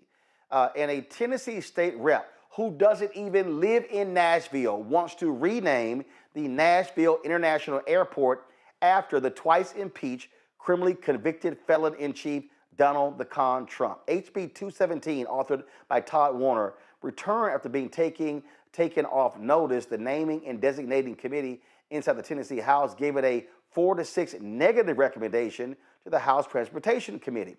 Now, the debate takes place back and forth, and State Rep Justin Jones, who is the representative for Nashville, was absolutely against this, and he made it perfectly clear that people in Nashville don't support it, and they don't want to spend the $10 million to rename the Nashville airport, which includes rebranding efforts, changing airport logos around the property, and adjusting interstate signage. Metro's airport board will be responsible for the vast majority of that money, which can be passed along to Nashville and Tennessee taxpayers. Okay, this is just idiotic. And normally when you recognize a occupant of the Oval Office, it happens after they left, not while they're actually there. Do y'all want to see some really stupid stuff? Watch this 4-minute and 17-second video. So is this just for local officials, or would it apply to Donald Trump, who was convicted of 37 felonies? Would he be not able to have anything named after him under this legislation? Vice Chair Fritz, you're welcome to respond to that if you like. Thank you, Mr. Chairman, and thank you, Representative Jones. If you'd read the bill, you'd realize it's just for local officials. Great. I have a follow-up. Is there a reason why we're just putting this law on local officials and not state officials who've been charged with felonies, as we will be having a case coming up soon with many of your side of the aisle, or federal officials? Is there a reason why it's just local officials and not if it's state officials or federal officials? Vice Chair Fritz, you're recognized for a response. Thank you, Mr. Chairman. Thank you again, Representative Jones, for the question. I bring to you the bill that I was offered to carry for Representative Raper. Do you live in Davidson County? Representative Warner, you may respond. Absolutely not. I live in the great county of Marshall. Any follow-up, Representative Ben? You're recognized. And is Donald Trump from Davidson County or lives in Nashville? Representative Warner, you can answer that if you have the information necessary to give an accurate response. No, ma'am, I don't think he does. Any follow-up? We should name the LAX or Chicago or Atlanta. BNA is not big enough to have the name President Trump on it. I don't think I can support this because I think that the airport here is not big enough to have the Trump name on it. So I just want to let you know that. Thank you. Representative Warner, you're recognized. Well, thank you, Mr. Chairman, and Representative Marshall, I couldn't disagree with you more. First of all, we don't have the authority to name those airports, but we do here in Tennessee have the authority to rename BNA. First of all, this bill is a waste of time and money. This airport is in my district. I represent the Nashville Airport in House District 52, where over 70% of my constituents voted against Donald Trump from being president? Secondly, why would we name an airport after Trump at a time where he has made our airports and our flying more unsafe by firing hundreds of Federal Aviation Administration employees, at a time where air traffic controllers are understaffed?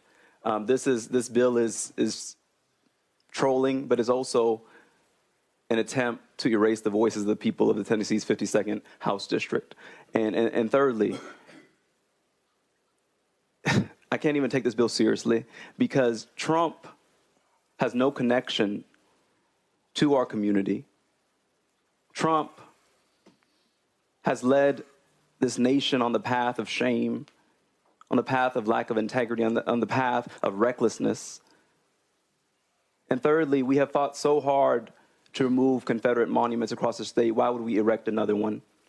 For a man who has been the Grand Wizard-in-Chief in Washington, for a man who has attacked the people of my district, one of the most diverse districts in the state. And so I am vehemently against the renaming of this airport. We had some constituents who wanted to testify about this. The bill was taken off notice, now it was brought up again, so they cannot be here. But again, I think overwhelmingly the people of our district are against this. If the sponsor wants to name something after Trump, I might suggest that the city dump, because that's where this vial and this litter and this trash belongs, not on our airport here in Nashville. And so again, I oppose this legislation, and I hope that you would focus on your own district and focus on improving the lives of people, and not naming things after people who you idolize, and this form of idolatry of political tyrants and just one of the most shameful people in this nation. Thank you. When he puts America first, it puts Tennessee first. Okay? President Trump is looking to get Washington under control, something that has been led astray the past 4 years, the wreck that we just got out of.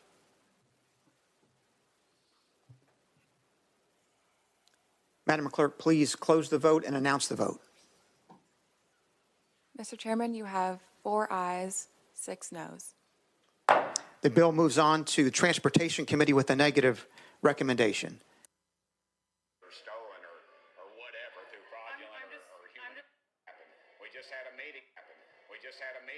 How you move a bill with a negative recommendation?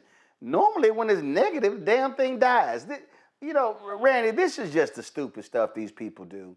And Trump trying to make America great again. America great again. Tennessee is great again.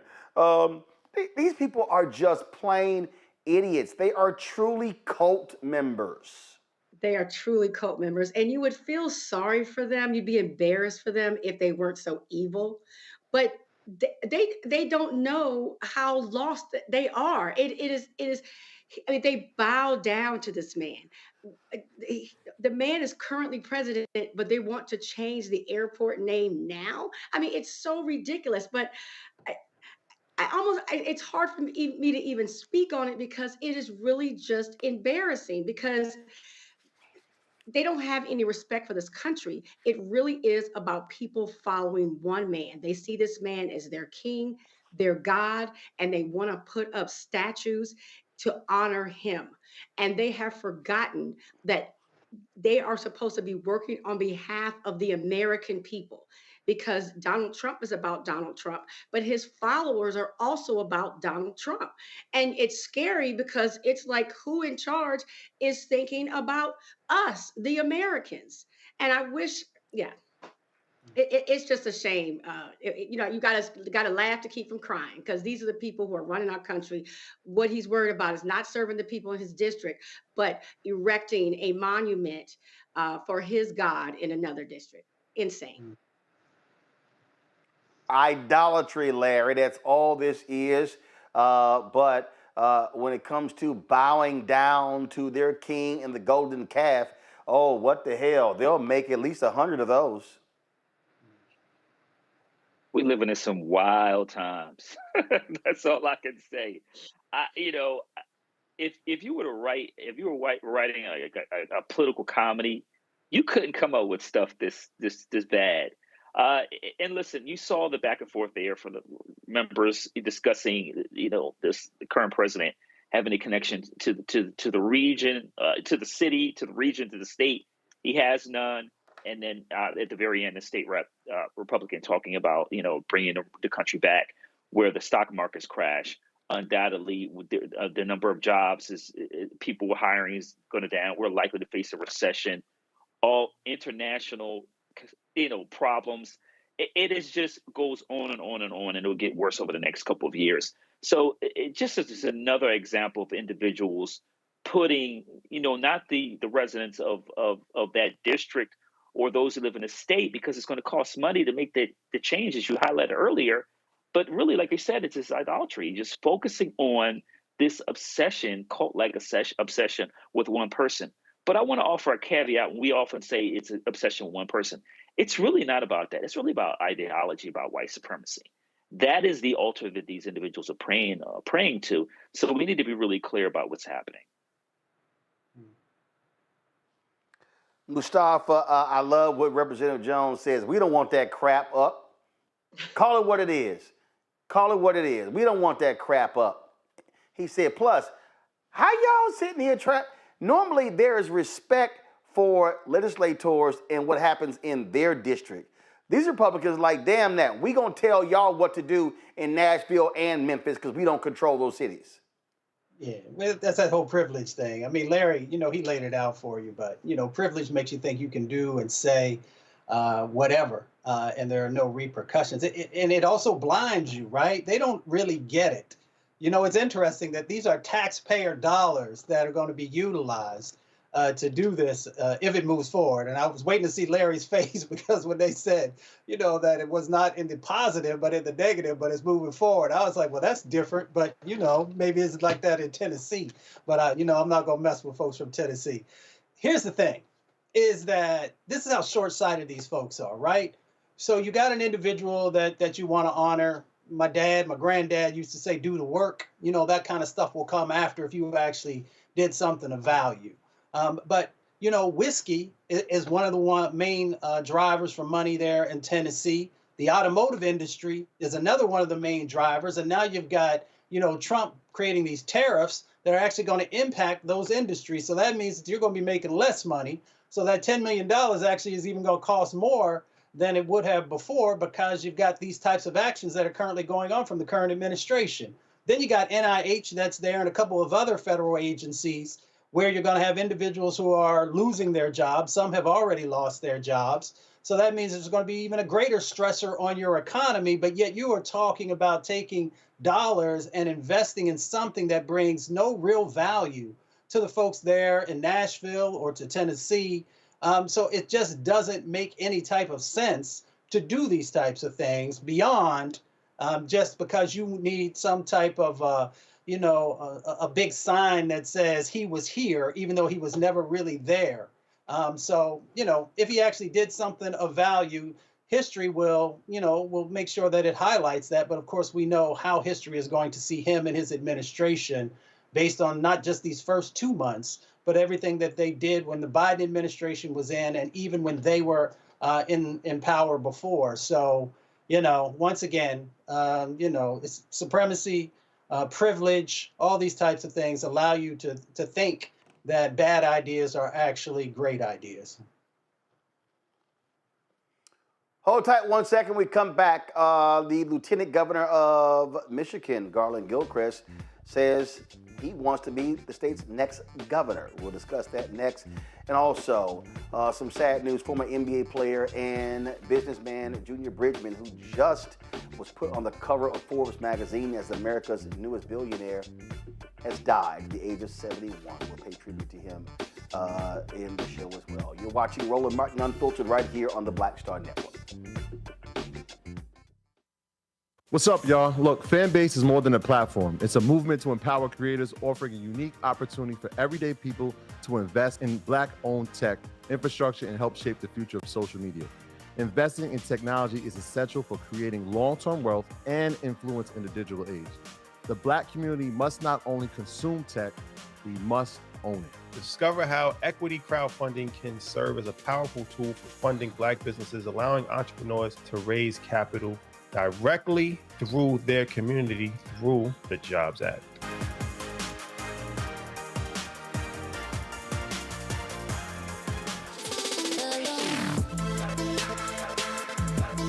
y'all. Welcome to The Other Side of Change, only on the Black Star Network and hosted by myself, Rhea Baker, and my good sis, Jamira Burley. We are just two millennial women tackling everything at the intersection of politics, gender, and pop culture. And we don't just settle for commentary. This is about solution-driven dialogue to get us to the world as it could be and not just as it is. Watch us on the Black Star Network, so tune in to The Other Side of Change.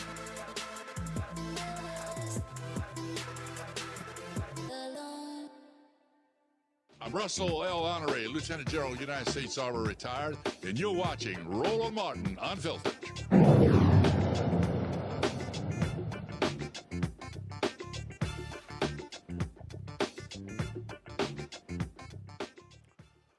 Well, folks, Garlin Gilchrist is Lieutenant Governor of Michigan. He has officially announced that he is running to become the state's next governor. He dropped this campaign ad pledging to solve problems and deliver results while accusing the twice impeached, criminally convicted felon-in-chief Donald Trump of breaking commitments and also attacking Michiganders every single day.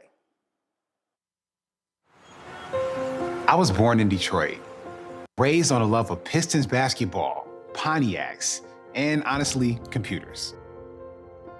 After earning 2 engineering degrees at Michigan, I became a software engineer at Microsoft. Then I came home to Detroit and used technology to make government work better. Because I know that improving the way systems work improves people's lives. That's why I became an engineer. It's why I went into public service. And that's why I'm running for governor of the state of Michigan. As your lieutenant governor, I've worked with Governor Whitmer to solve problems for Michiganders. I saw too many families who couldn't afford housing, so I pushed funding into a housing trust fund, resulting in 50,000 new homes in the last 2 years. I saw a criminal justice system holding people back, so I started the Clean Slate program to help those who've paid their debts get back on their feet. I saw tech startups leaving, so I launched the Michigan Innovation Fund and turned our state into the #1 startup ecosystem in the nation. We've made a lot of progress in these past 6 years, but there is so much more to do. As a dad with 3 kids in public schools, I'm committed to building an economy where every family has what they need to succeed, so our children can follow their dreams right here in Michigan. My goal for Michigan is that we lead the nation in innovation and creating jobs of the future for everyone. Donald Trump and Elon Musk are breaking commitments to our state and attacking Michiganders every day. As governor, I'll protect our rights and stand up for the families, workers, and businesses that keep our economy strong. Real leaders find solutions that improve the lives of the people they serve, instead of just looking out for themselves. So let's make the dream of health and wealth a reality for every Michigander. Let's stand tall for Michigan.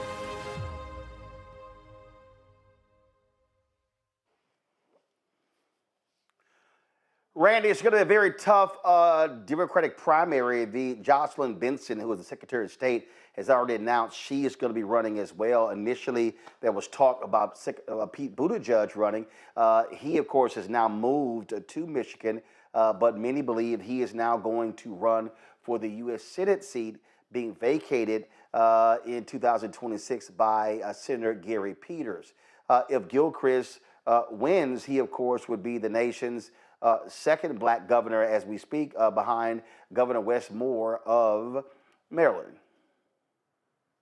And I'm happy to see that he is putting his hat in the ring. I believe that what people are seeing happening in this country right now, they see it or adhere it as a call to action. And we need real leadership. And so while right now the Republican is the one who's the favored choice, I believe that as days pass and people see what this Republican government led is doing, that his chances will be bolstered. Also, Whitmer said that she's not going to endorse anybody, but I would think that just the fact that they work so closely together and gave him a high profile will also serve him well. So I'm happy to see it. And you also have Mustafa Ras Baraka, the mayor of Newark, who's running for governor in New Jersey as well. And one of the things that, and then, you have now on the Republican side, you've got that nutcase MAGA woman, Winsome Sears, Lieutenant Governor of Virginia, who's running for governor of Virginia. But it's not like she has an agenda that, frankly, interests black folks. But you're going to have African Americans running for the highest office in the land in several states in November. Yeah, and helping people to actually understand the power of governors, right? To actually be able to transform what's happening inside of your state is so critically important. We often focus on presidential races, sometimes Senate races, which of course are important, and House races, but it really comes down to your governors, and you need someone who has all the tools that's necessary, not only to navigate the craziness that'll be going on over the next 3 years, but to really be thinking about how do you best position your state with the new sets of economies that are out there? How do you also address the gaps that exist? Who's been vulnerable and who's been left behind? And that's why when I see someone like Gilchrist, who I've followed a little bit to see, if he was the real deal, the brother knows his stuff. So that's important because we often see some individuals who become governors. So you're like, how in the world did this person ever get the job? But this brother, beyond being an engineer, he's really thinking forward about what's the next set of jobs. And we know jobs is one of those critical elements in this last election that people said they care about. He also understands how to balance a budget. And to make sure that resources are getting to the spaces and places that are critical. He also understands higher education. And we know in Michigan, there are a number of outstanding universities and colleges that are there that are going to need someone who can think critically, especially with the administration that we currently have in Washington that is going to look for opportunities to pull dollars away from research and development, to pull dollars away from colleges and universities that don't align with what their vision is for the country. So this is someone that folks should give a real strong look to because we've got to make sure that the folks who are going to be our governors over the next decade not only have our best interests at heart, and I hear Randy talk about that, and it's incredibly important, but also who is thinking about how do we build the infrastructure that's necessary to be successful in the 21st century. Larry, you're also going to have Mike Dugan, who is the mayor of Detroit, running for governor as an independent. And so that could very well split a lot of votes. That could pave the way for a Republican to win in Michigan. So it's a whole lot that's going to be riding at stake for Michigan come November. Well, it just every time you think, we obviously we talk about Michigan right now. You talk about Dugan running as an independent. You think you might have a shot in a state, that, obviously, cares very deeply about economic issues. He certainly went to university twice, alum of University of Michigan from Detroit, and is well respected not only in the state of Michigan, but, throughout the country. You wouldn't want to see someone run, as you said, as an independent, and then the Republican take that Senate seat. But with the Democrats the last couple of months, that's what exactly would happen. But let's hope it doesn't. But I think Gilchrist is a really strong candidate.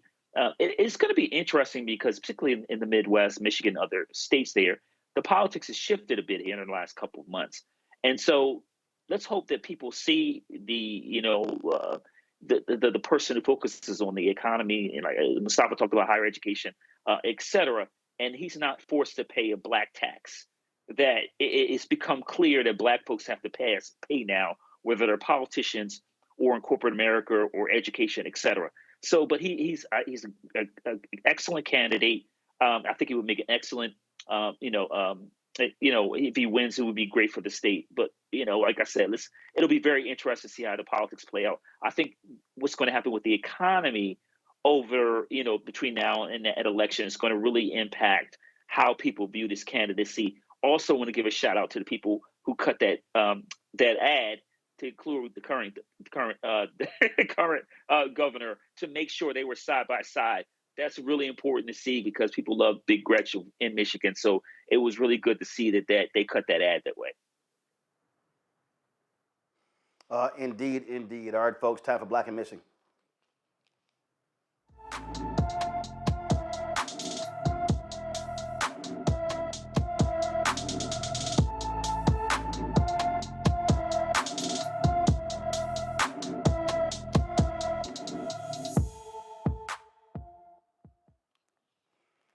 Jamarius Kelly disappeared from his Baton Rouge, Louisiana home on January 18th. The 17-year-old has black hair and brown eyes. Anyone with information about Jamarius Kelly should call the Baton Rouge, Louisiana Police Department at 225-389-2000, 225-389-2000. Folks, let's stay in Baton Rouge, where all three suspects involved in the hazing death of Caleb Wilson, a 20-year-old Southern University student, have been taken into custody. Isaiah Smith turned himself in late Tuesday. He is a member of a MAGA Psi fraternity and attends Southern University. Reports indicate that his father owns the warehouse where the alleged fatal hazing took place. U.S. Marshals arrested 25-year-old Kyle Thurman on Monday. He is expected to be transferred to East Baton Rouge Parish Prison and charged with felony hazing. Caleb McCray was released on bail on Friday night after being charged with hazing and manslaughter. Caleb Wilson died 2 weeks ago after sustaining a blow to the chest while fraternity members were punching pledges with boxing gloves. And so no further information is available, but also Southern University announced that they are ending any and all pledge processes taking place on their campus, at least for this summer, and it could actually last longer. Our panel is comprised of two alphas and an AKA, and certainly want to get your thoughts on the sheer madness that's happening there at Southern University. Larry, I'll start with you. I saw this one interview where someone said that, well, if these pledge processes, if they can't be regulated, they should be banned from college campuses. Rachel Lindsay made that comment. She's a member of Delta Sigma Theta. Look, I mean, fraternities and sororities have done all they could in the risk management, requiring people to go through various things. So the question is, if you have a process, how do you do it? What do you mandate? Do you mandate, adults be there, adults who have been cleared by the fraternity? That's also could be very time consuming. So just what are your thoughts on this? Yeah, Roland, and obviously this hits very close to home for all of us. And like you, I was made undergraduate, so it's a really complicated issue. And one of our frat brothers, brother Dr. Parks, writes a lot about this issue relating to hazing at the undergraduate level. And so, in order to be involved in the intake process, particularly in our fraternity, obviously you have to have you have to be trained and certified. But this isn't a problem that's been going on for decades. And we have the unfortunate death of this young man, and my heart is someone as a son who is similar age. It breaks my heart, and we have to do a better job in terms of how we create, an intake process. And obviously, people involved in illegal hazing causes a problem because this is not the only death we've seen here. It happens far too often. We should also note it also happens in white fraternities also. So this is an issue in higher education that we have to really address. But specific to, like I said, the Divine Nine organizations, our organizations have taken steps. But the concern I have, Roland, is that eventually, as it relates to the insurance that each of our organizations has to pay, that eventually one of our organizations is going to go under because of a lawsuit. And considering the long, distinct history of our organizations, all of them at least 100 years old, we would want to see that. So we have to continue to make sure we refine this process and also make it very clear to undergraduate and graduate individuals, brothers or sisters, that you have to follow this very specific intake process, and that we can't have events like this happen when we use a young, bright mind, and then the impact it has on his family for the rest of their lives, losing someone like this in this tragic way. And then the lives of the young men who were involved in the hazing incident, who are undoubtedly going to serve a number of years in prison. But we have to continue to refine this process so we don't see these kind of tragedies. Randy, you're an AK. You went to Tuskegee, and I've been very clear. You got to be. It's really a shame that a mother and father, their son lives through the difficult streets of New Orleans, goes to an HBCU, is being returned home in a body bag.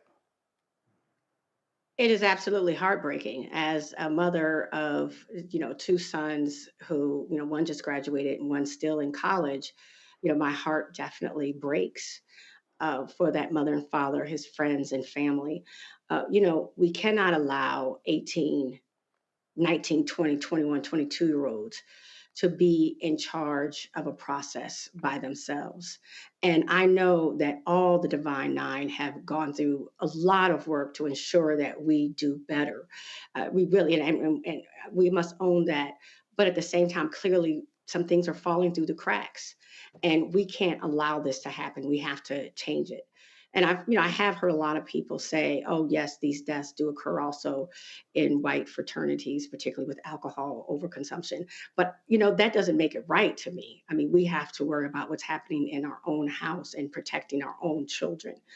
I remember, my son's father is he's a Kappa and was very active, a pole mark, dean of pledges. But when his kids were in school, he really went back and forth if he wanted them to participate in the process because of things like this. And there's a fear, and there should not be a fear with something so honorable.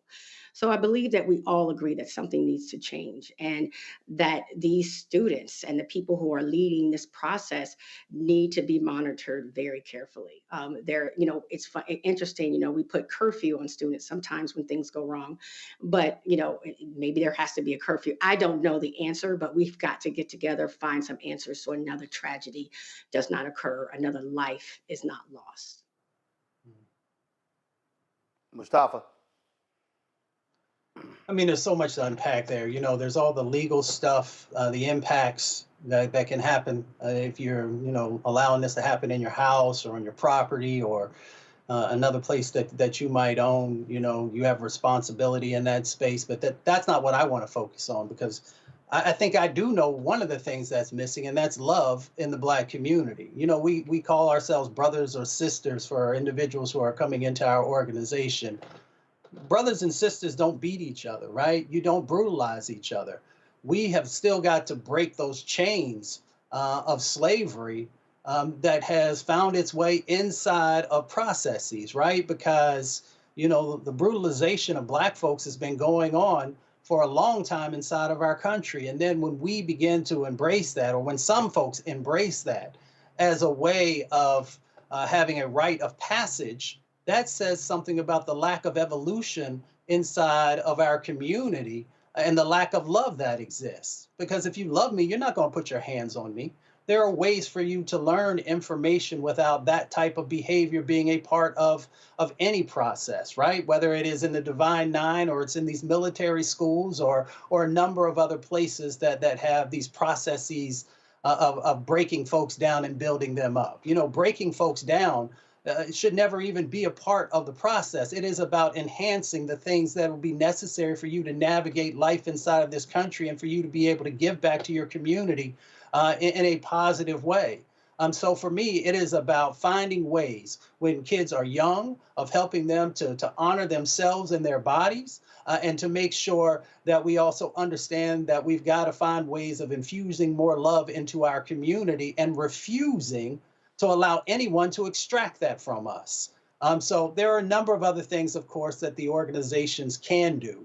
But we got to get back to the basics, right? These fundamental things that help us to understand our self-wealth, and to never allow anyone to take that from you.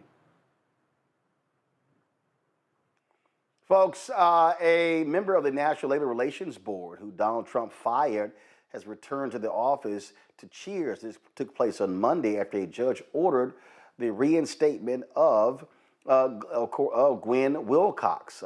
Employees were lined up on the sidewalk as she showed up for her first day at work since January 27th, when she was illegally removed from office and eliminated the board's quorum. This is what she had to say.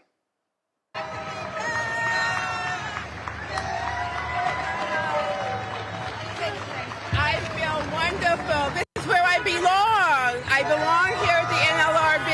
I am so happy to be here.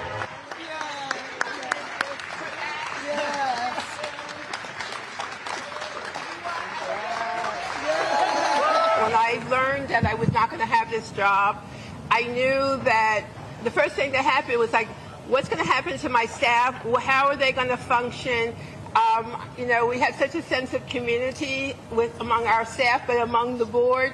And so it's so important that we are, able to be back together because that's, we're so dedicated to the work that we do that impacts everybody in this country. Everyone knows someone who's working or they're actually workers. It really was never about me. It was about you all and also about the agency as a whole. Because if we can't function and we went down to 2 board members, there are people who are waiting every day for our decision. So for every day that a decision's not issued, we are really, not doing our job. I don't know who advised you to come out with this. Folks, and this news also in the Trump folks have started handing out pink slips to half of the 4,100 employees at the Department of Education. This is how they are going to destabilize education in this country. By 6 p.m., they will be getting rid of half of all the employees. This is the kind of stuff that you're seeing happen. This is going to have a serious impact on special needs students, on low-income students. And again, they want to shut it down. And remember, the president, Elon Musk, one person doesn't have the power to shut down a federal agency. That takes an act of Congress. But their way of shutting down the Department of Education is by getting rid of half of the employees. And guess what, Mustafa? It's going to be a lot of these folks in these MAGA states, these red states, that are dependent upon federal funds. And watch they start whining and complaining about, how they are being decimated because of what is going on. So the orange tears will be commencing.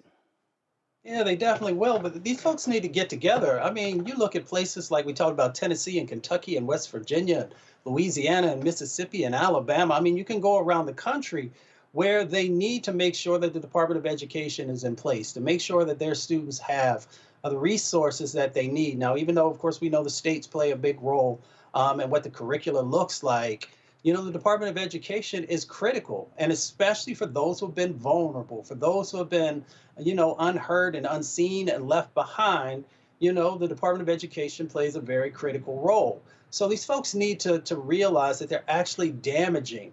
They're damaging their communities. They're damaging the future of the children who live inside of their respective states, and they're making us less prepared for this global economy, right? So all these other, countries across the planet are, they're not playing, right? They are trying to make sure that they have the best sets of folks who are educated to be able to deal with the 21st century economy. So, you can continue to mess around, but what you're really doing is you're weakening this country. And I wish folks would ask the people who are in control in Washington, D.C., what is your plan? What is your plan for making sure that we have the best education system? What is your plan to make sure that no one gets left behind? And anytime someone poses even a basic question to them, they look like a deer in the headlights because they have no idea what to do.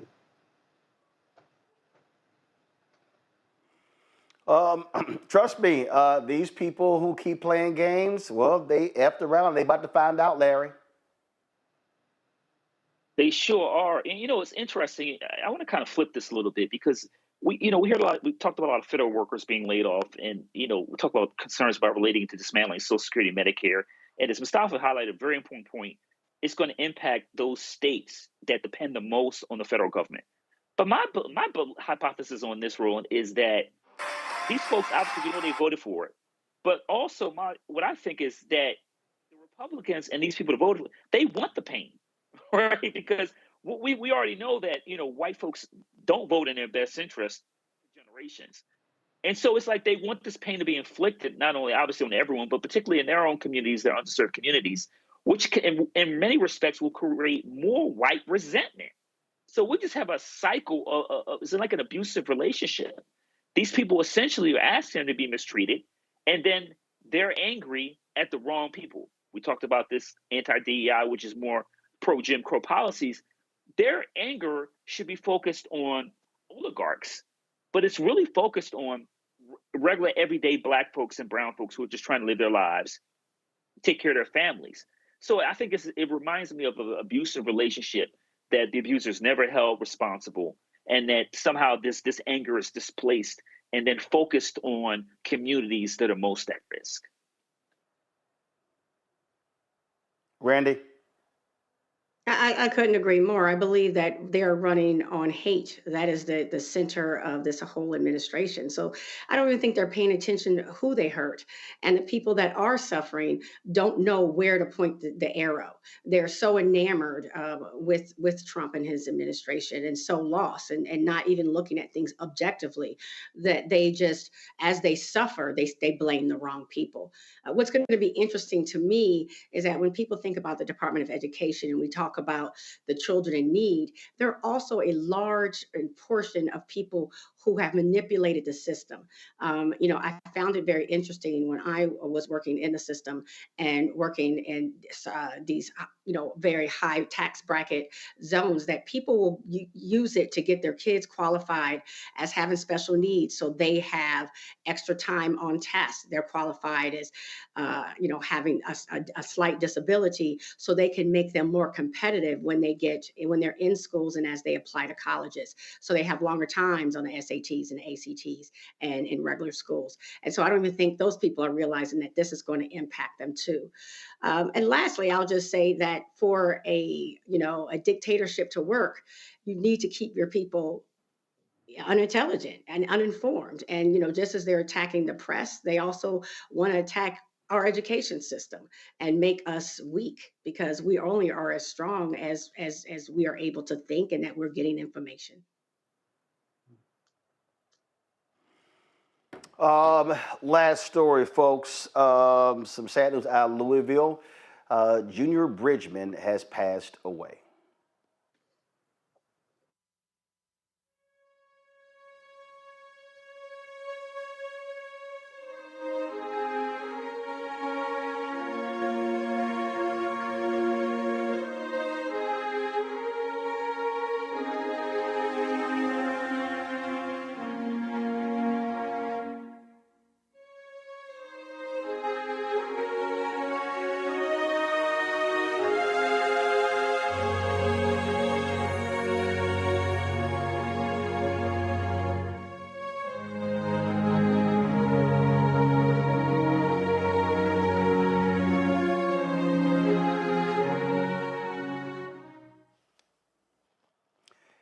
His actual name was Ulysses Bridgeman, but he was called Junior Bridgeman. Played 12 years in the NBA, most notably for the Milwaukee Bucks. Never made more than $300,000 a year as a player, but once he retired, went into business. And he, of course, became a franchisee for Wendy's and some other businesses. And then he became a Coca-Cola bottler, owner of an aluminum company. Last year, purchased a 10% equity stake in the Milwaukee Bucks, where they, of course, retired his jersey.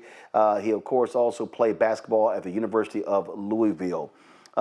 Today, Junior Bridgeman was speaking on a panel in Louisville when all of a sudden he clutched his chest and said, "I believe I'm having a heart attack."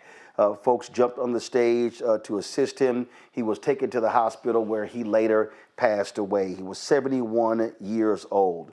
I had the opportunity in Houston at the NBA All-Star Game to moderate a panel with so many different, with former players talking about what was needed to, of course, help athletes save and invest their money and go into business. This was a man who many athletes looked up to. Charles Barkley said the greatest success story in NBA history. Recently, I mean, like literally a month ago, if y'all have it, please show it. He was on the cover of Forbes magazine, listed as America's newest billionaire. But Junior Bridgeman is now dead at the age of 71, survived by his wife Doris, their children Eden, Justin, Ryan as well. Adam Silver, the commissioner of the NBA, released this statement. "I am devastated to learn of the sudden passing of Junior Bridgeman. Junior was the ultimate entrepreneur who built on his impactful 12-year NBA playing career by becoming a highly respected and successful business leader. He served as a mentor to generations of NBA players and athletes across sports who were eager to learn from him about what it takes to thrive in the business world. Junior was a dedicated member of the NBA family for 50 years, most recently as a minority owner of the Milwaukee Bucks, an investor in NBA Africa, and as a player who set the standard for representing the league and our game with class and dignity. We express our heartfelt condolences to Junior's wife, Doris, their children, Eaton, Justin, and Ryan, the Bucks organization, and his many friends and admirers in the basketball community. Again, somebody who was, unbelievable player who, of course, led Louisville, was an All-American at Louisville, led them to the Final Four in 1975, was the 8th pick for the Los Angeles Lakers. In the 1975 draft, was traded to Milwaukee as part of the blockbuster trade that sent Kareem Abdul-Jabbar from Milwaukee to Los Angeles. He averaged 13.6 points, 3.5 rebounds, and 2.4 assists in 25 minutes per game over his career, where he established himself as one of the best 6 men in the NBA. He also served as president of the National Basketball Players Association from 1985 to 1988. And again, what's amazing, Mustafa, I'll start with you. He made a combined $2.95 million in his playing career, never more than $300,000, and later became a billionaire. Certainly tragic news out of Louisville with the passing today of Junior Bridgeman. Yeah, well, rest in power to Brother Bridgman. You know, when I think about him, I think about a green print. A lot of people talk about the blueprint, what do you need to follow? I talk about a green print because he was an individual who was a solid basketball player, yes, but he had a plan. And, you can take a look at how he moved and emulate some of that. So whether you are a young athlete, about to, whether you're making money on the college level now that you can, or becoming a pro, you need these types of individuals to be able to help you to understand what a North Star actually looks like. And not only, was he a great businessman, but he was also a great philanthropist as well. So, it's great to make a lot of money, but the question then becomes, what do you do with it? And how do you make sure that you're giving back? So, and all that I've learned about him, he was able to do all of the things that are necessary to be able to say that I lived a life well done. Larry, he was like myself, you and Mustafa, a proud member of Alpha Phi Alpha Fraternity Incorporated, at one point owning 450 restaurants, later, of course, bought Ebony Magazine out of bankruptcy, as I said, invested in NBA Africa, and he was worth an estimated $1.4 billion at his death. So, Junior Bridgman, I remember playing, obviously playing for the Bucks. I'm a big, Philadelphia 76ers fan. So remember him and Sidney Moncrief, Paul Pressey, and those guys going against my Sixers often in the playoffs. So, that's what initially remember him as a child. And then growing up, continue to read the stories in various, periodicals, newspapers about him being a successful, businessman. And I think it's particularly important to see a black man of his, his stature is provide athletes with an example, a template in terms of what you can do with your wealth, not only in terms, like you said, in terms of his philanthropic work, but also his, hiring, having these numerous businesses and hiring black people and giving back to the community. But seeing him on the cover of the magazine, you don't see that very often. And particularly, like I said, athletes that, back in the day, they didn't make as much money as you highlighted, investing that money and being, in many respects, self-made. So, and it is obviously as an alpha man as he enters Omega chapter, I wish all the best to his family during this very difficult time. It is a loss for the nation, certainly a loss for him, people of Louisville, Milwaukee community, and also a loss for Alpha Phi Alpha. Randy, he was 6'5" ball player, but was a gentle giant. You met him. He wasn't brash. He wasn't loud. Wasn't outgoing. Was rather quiet. Easygoing smile. I last saw him at InvestFest in Atlanta a couple of years ago, where we had an opportunity to sit down and chat, and later text message back and forth. But he was really, really focused on trying to help NBA players and other athletes to really deal with their money. I remember a conversation we had in Houston at the All-Star game there. I was on the campus of the University of Houston, where there was a Rolls-Royce dealership, and an athlete came in and bought a second one. And the owner called Junior, and he's like, "Hey, I'll sell it to him, but why does the dude need a second one?" And Junior literally called the brother up. It's like, "What are you doing? Why are you spending all of this money on cars?" And the guy was like, "Well, because I can." And he said, "Yeah, but what happens when the money runs out?" He really was trying to really help a lot of these young brothers build generational wealth and not just blow through the millions they earn in the NBA. I think that's so important because we always hear these, tragic stories about how people blow through their money. And yes, he was a businessman, and also he did it step by step. Started out with I don't remember how many restaurants, but slowly built it. And I believe that's important too because social media allows us just to see the results, and they don't allow us to see people, the hard work people put in prior to getting there on the cover of Forbes magazine. And what I especially loved about him is that he never lost his touch on the community. He was a brother who wanted to give back and wanted us to learn the lessons so we can do better and build up the community and build wealth. And so that's what I appreciate most about him is that he just never lost touch and always tried to give back and to teach us. So, absolute honor. I never got to meet him, but it was an honor to even just be introduced to his great works, and blessings to everyone who did know him personally. Indeed, indeed. Again, Junior Bridgeman is now an ancestor to the age of 71. Mustafa, Randy, Larry, surely appreciate y'all being on today's show on the panel. Thank you so very much for joining us. Folks, if you want to support the work that we do, please do us a favor. Join our Bring the Funk fan club. Our goal is to get 20,000 of our fans contributing on average $50 a year. That comes out to $4.19 a month, 13 cents a day. What that does is that provides the resources for not just this show, but the other shows on the Black Star Network.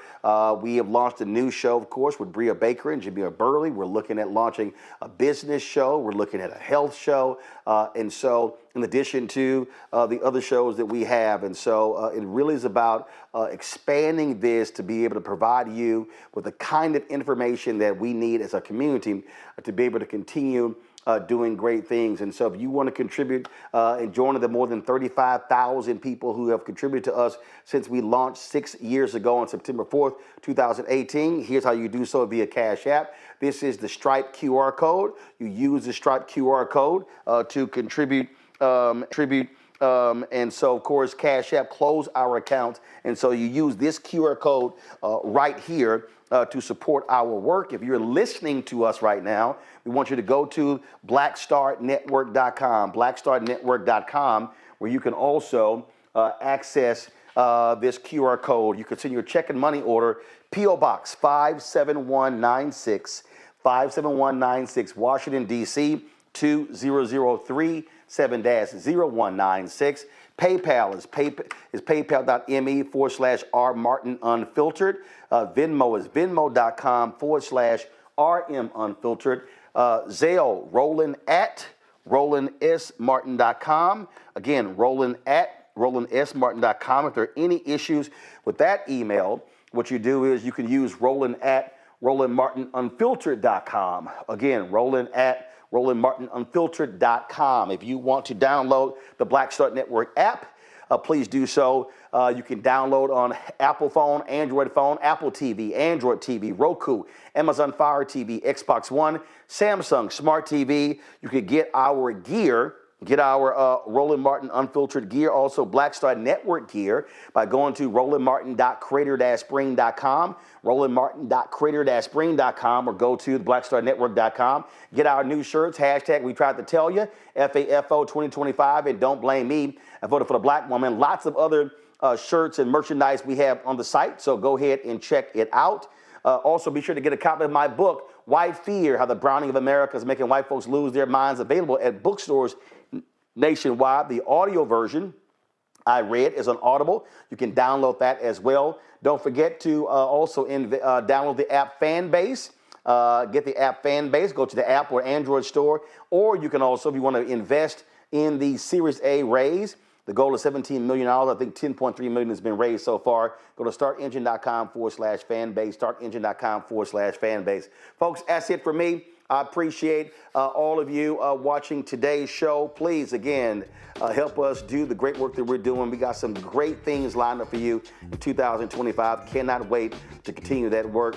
Well, folks, I'll see y'all tomorrow right here, Roland Martin Unfiltered on the Black Star Network. Holla! Black Star Network is here. Oh, no punch! I'm real revolutionary right now. Thank you for being the voice of Black America. All momentum we have now, we have to keep this going. The video looks phenomenal. See, this difference between Black Star Network and black-owned media and something like CNN. You can't be black-owned media and be scared. It's time to be smart. Bring your eyeballs home. You dig?